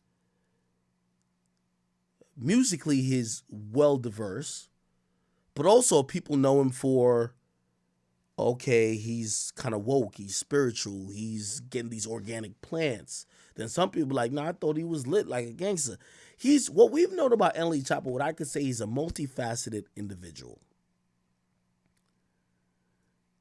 And I don't know where his mind is or his heart is at this point, but I can imagine that for whatever reason, he feels a need to try to prove or appease the people who want to see a certain perception of him. What perception might that be? I'll say it.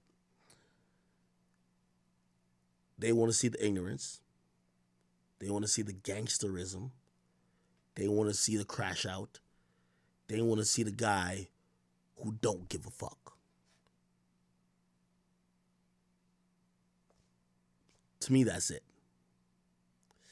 Now, some people say, yo, Act, he's in the DR, which I actually saw him on this page recently. If you look on this page, scroll down a little bit. Scroll down a little bit. This is him. Let's go here. Hey, what's going on? Where you want to take it? Shit, dogs. I like somewhere down there where you can see it. You have by I took.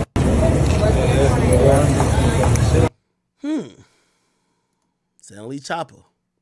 Que yo ya estoy arrebatado. Encendida mi pámpara y eso es lo que más le duele. Que me pegue yo no nos tiene. Anuncia la merca va pa' que mi domi la espere y nos quedemos con las mujeres.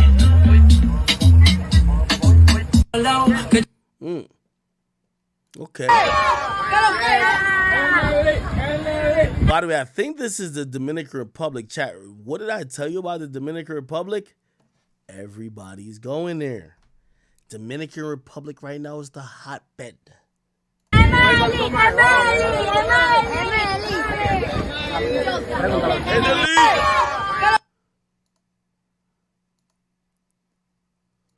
Mi gente, este viernes estaré en Bleu Lounge en Lawrence, Boston, así que todos... Okay. I think that was the last time I saw him here. I just seen G Herbo back here. Is that G Herbo?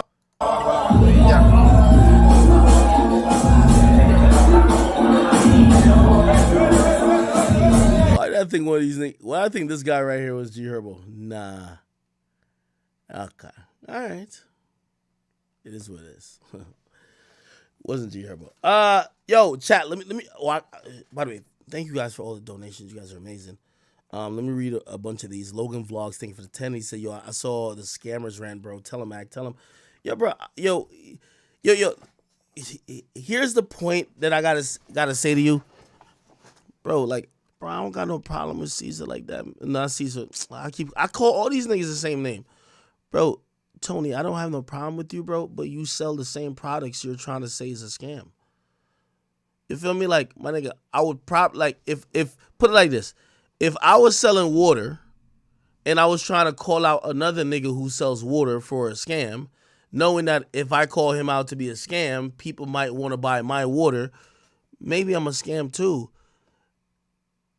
Tony the Closer, if you never sold a product or if you weren't in real estate, I believe you more. But, bro, you're in real estate and you're selling shit too. What makes you different? Oh, you just want to help people. Well, that's what Envy said. Why do we believe you? We don't believe none of y'all. So I'm going to tell my audience to not believe none of y'all. I'm going to tell my audience, as long as I have a voice, don't believe none of y'all. I'm going to tell my audience that all y'all are scammers. I'm not going to big you up because Envy's going down. Oh, that's what you wanted. I get it. Oh, Envy's going down, but I'm the good guy. Tell them to come to me. No, I'm going to tell everybody, take their money and push it in their pocket and keep it moving. Go talk to your accountant. I'd rather I go donate that shit to the church, even though that might be. But to y'all, man, y'all just trying to throw each other under the bus that you could get the money. That's what I truly believe. So I ain't got no problem with you, but you know why you gave me scammer vibes? Because why do you care that much about credit, my nigga? Bro, I sat here and broke down mad cases, me first. Everybody knows this. Bro, I sat here and solved Takeoff's murder in a day, my nigga. You know how many people reported on that shit afterwards? I don't say, give me credit. That don't help me. I'm not the victim. The victim is Takeoff and his family. Why do I need credit? Boy, you on Twitter acting like you need credit for DJ Envy. If you was not a scammer, you wouldn't talk about credit. Why you need credit? Why do you need credit, sir? Oh, I get it. You want to get the audience that now fell out of love with him to you. Oh, I don't work like that. I'm not a programmable type of person that I could be like, don't like Envy, but like you. No, don't like none of y'all for me. That's my problem. You're on Twitter acting like a girl over credit. Yo, I'm the one who made up real estate, Rico. I'm the one. Give me credit. Boy, are you crazy? You a grown-ass man. And by the way, everybody even gave you credit. But you know what it is? Nigga, we gave you credit all this time. You know what you said? How y'all gonna break it down without me? Boy, you really think this is about you. This ain't, my nigga, Envy don't know you like that. You're a fan. You think you got to be in it when, bro, you're not under the gun. It's Envy. Everybody, like, you think I've covered situations and you think I could tell other niggas, why you ain't bring me in? No. Bro, this is a real situations with real victims. Why you, if you're cloud chasing off of credit, you think I don't think you would scam niggas too? Boy, you care about credit. It doesn't matter. Clout imaginary. My nigga, I got 15, 18,000 people watching me. Imaginary. Boy, you're thirsty for that. And you want me to believe that you not thirsty to go scam niggas too? Oh, you different from Envy. Oh, why? Because, come on, man. That's why when the more thirsty you was, I'm like, I'm definitely not bringing you on my platform. Because you trying to make yourself the hero of the story more than you could try to help the people. Why does your name need to be, like, if you trying to be a good Samaritan, why does your name have to ring the bells? That is not weird to you? That's weird to me. Why does your name, when you never got scammed, got to ring louder than the bells of the motherfuckers who are victims? Now, let me tell you this, Tony the Closer. If you was a victim and you said, bro, you know I lost money, bro. Like, why you not give me some shine? Because I'm out of bread. You would make sense. You ain't out of no bread. You want credit because you're clout chasing. I got all them same niggas in your DMs told me they got robbed. They hit me saying they got robbed too. You know what none of them saying? Yo, why you not shouting me out though? You're the only nigga saying why you not shouting me out. You're weird. Sorry, you're weird, brother. Why you not giving me the credit? Wait, why do you need credit? Oh, so you're doing this for credit. If you're doing this for credit, brother, we'll take you the fuck on out of here. We don't care about your credit. We'll get you the fuck on out of here. You're not going to get no credit out of here. Oh, if you only did it for credit, you're like, oh, I'm keeping up with the case for credit. We don't need you, nigga. You think Sarah Wallace has hit me like, yo, why you not giving me the credit? Do you think these other lawyers that's involved is hit me saying, why you not giving me credit? And by the way, niggas gave you credit. You just want to be up here running your fucking trap with me on my platform. You a little nigga. This is my shit. I built it. I don't want you on here because you promoting shit too. I want none of y'all niggas promoting shit on my shit. Go get y'all shit out the mud. This ain't Breakfast Club, nigga. This ain't Power 105. I don't want you talking about, hey, I know Caesar just scammed you, but I have this Tony the Closer. I don't care, gang. So I'm going to tell everybody, do not invest with Tony the Closer. If Tony the Closer tell you to invest with him, or if Tony the Closer, I'm saying it flat out. If any of these niggas right now tell you about real estate, I don't care who they are. I am telling you, from academics, if you trust me, scammer, don't do it. Tony the Closer, Caesar, Envy, any of these niggas. Sorry, I'm going to kill all y'all little finesse. My bad. No. Think you about to use my platform like, we expose DJ Envy, but this is the perfect time for me to come in. Fuck out of here, boy. Hell nah, nigga, you crazy as hell. Like, you think that, my nigga, listen, unlike y'all, I don't know how Envy treat his shit. Salute to Envy. Envy, I don't got no problem with you. You should know I ain't got no problem with you, because I bang on Tony too. I don't got no problem with you. My thing is, I got 15 years of trust with my audience. I'm not about to serve him up to Tony the Closer because you got Envy. Nigga, Envy might be a scammer, and you might be too. All of y'all real estate niggas, we don't want to hear you. Take your money and invest into real estate. Stop telling my audience. Stop telling any audience. Tony the Closer, answer this question. Do you give advice on real estate? We don't need your advice. You're a football player. We don't need your advice. Go away. We don't need your advice. Tell people to go ask your accountant. Don't give no advice. You don't give no advice. Who else? What's that nigga name? Envy don't give advice. Caesar don't give advice. If y'all give advice, I'm saying scammer. Bumbo clout. What you think? You think you about to get like a free promo out of here, nigga? Come on, man. Boy, you selling shit too, nigga. Oh, y'all selling too. Oh, you just want me to promote you? Get the fuck on out of here, nigga. I ain't rocking that shit, period, nigga. Why the fuck? Oh, this shit about to. Give me a second. Motherfucker talking about. Anyway. So, Tony Closer, you could be mad at me all you want, nigga. You won't get me to tell my audience too big to go serve him up to you. I'm not like Envy, and that's why I'm mad at Envy. Envy, you on the Breakfast Club, nigga. You got a bigger audience than me, nigga. I'm talking to 20,000 people at motherfucking 1 o'clock in the night. I care enough about them that I'd rather even tell them don't even listen to me, nigga, because I don't want to make no money off of it. Tony, I know you on some scam shit too. I could come to you and be like, yo, nigga, if you paid Gilly and Wallow, and respectfully to Gilly and Wallow, Big Act ain't the biggest. Ain't nothing bigger. Nigga, if you paid 50 bands to Gilly and Wallow for an episode, you think I couldn't hit you over the head for 80, nigga? Oh yeah, come on my shit and just come scam my guys. Give me 80 grand. Boy, you ain't about to do that to me. You ain't about to do that to the chat niggas, nigga. The chat niggas done made me rich as fuck. You know they made me rich as fuck? By supporting me. I'm gonna just watch you. Every night you get on, we just gonna tune in with our eyes and ears. I'm gonna get this shit off AdSense. I'm going to get it from Google. I don't want, you know what I mean? If I ever ask him to do anything, I tell him like, listen, hey, look, I just dropped my merch. I say, yo, if y'all could buy it, you spend a $30, you get a shirt. I'm not telling you, give me your money and I'm going to give you a return and you going to buy the Brooklyn Bridge. Bro, I ain't with that shit, man. So all y'all little real estate scamming ass niggas, y'all find another place to scam at. I know a few places y'all could go advertise y'all scam at because they ain't cracked down on it yet. And I'm going to call them out next. You feel me? Gilly and Wallow, no more scams on y'all shows. Real talk. Like, this is getting serious now. No more scams. I'm going to be very clear. Any niggas popping up on y'all shows talking that fuck shit like, oh, yeah, I'm going to show y'all to handle your money. These niggas going to got shit.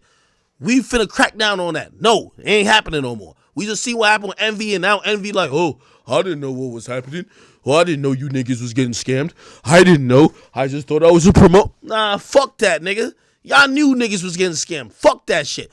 Y'all niggas is getting paid hand over fist. Niggas is giving y'all wild amount of money. Nigga, how I know that Tony was paying these niggas 50 bands to be on the show? Why was you paying 50 bands to be on the show, gang?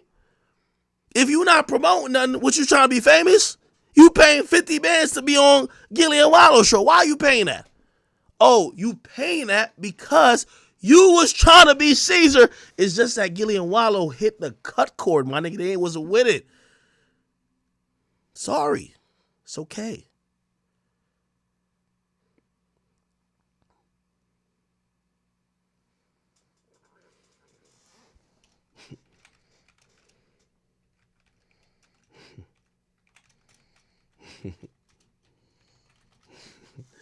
It is what it is, man.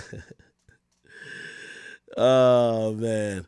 Yo, listen, Tony the Closer and all y'all little scammers, man. I don't rock with none of y'all, man. Like Nas said, man, listen, man, life is hard, man. Just hug me, okay? Don't reject me. Or to make records to disrespect me, tweet at me blatantly and directly.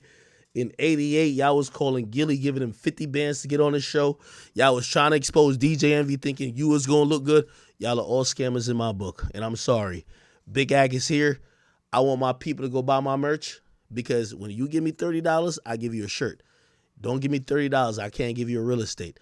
Don't give me your hard-earned income, $500,000, and think I'm about to sell you some shit in Patterson, nor Wayne, nor Manhattan, because I can't. That would be a scam. Get your shirt. Chat niggas ain't nothing bigger. And Tony, you going to sit there on Twitter and be mad that the chat is not going to support your scam, buddy. Sorry. Till tomorrow.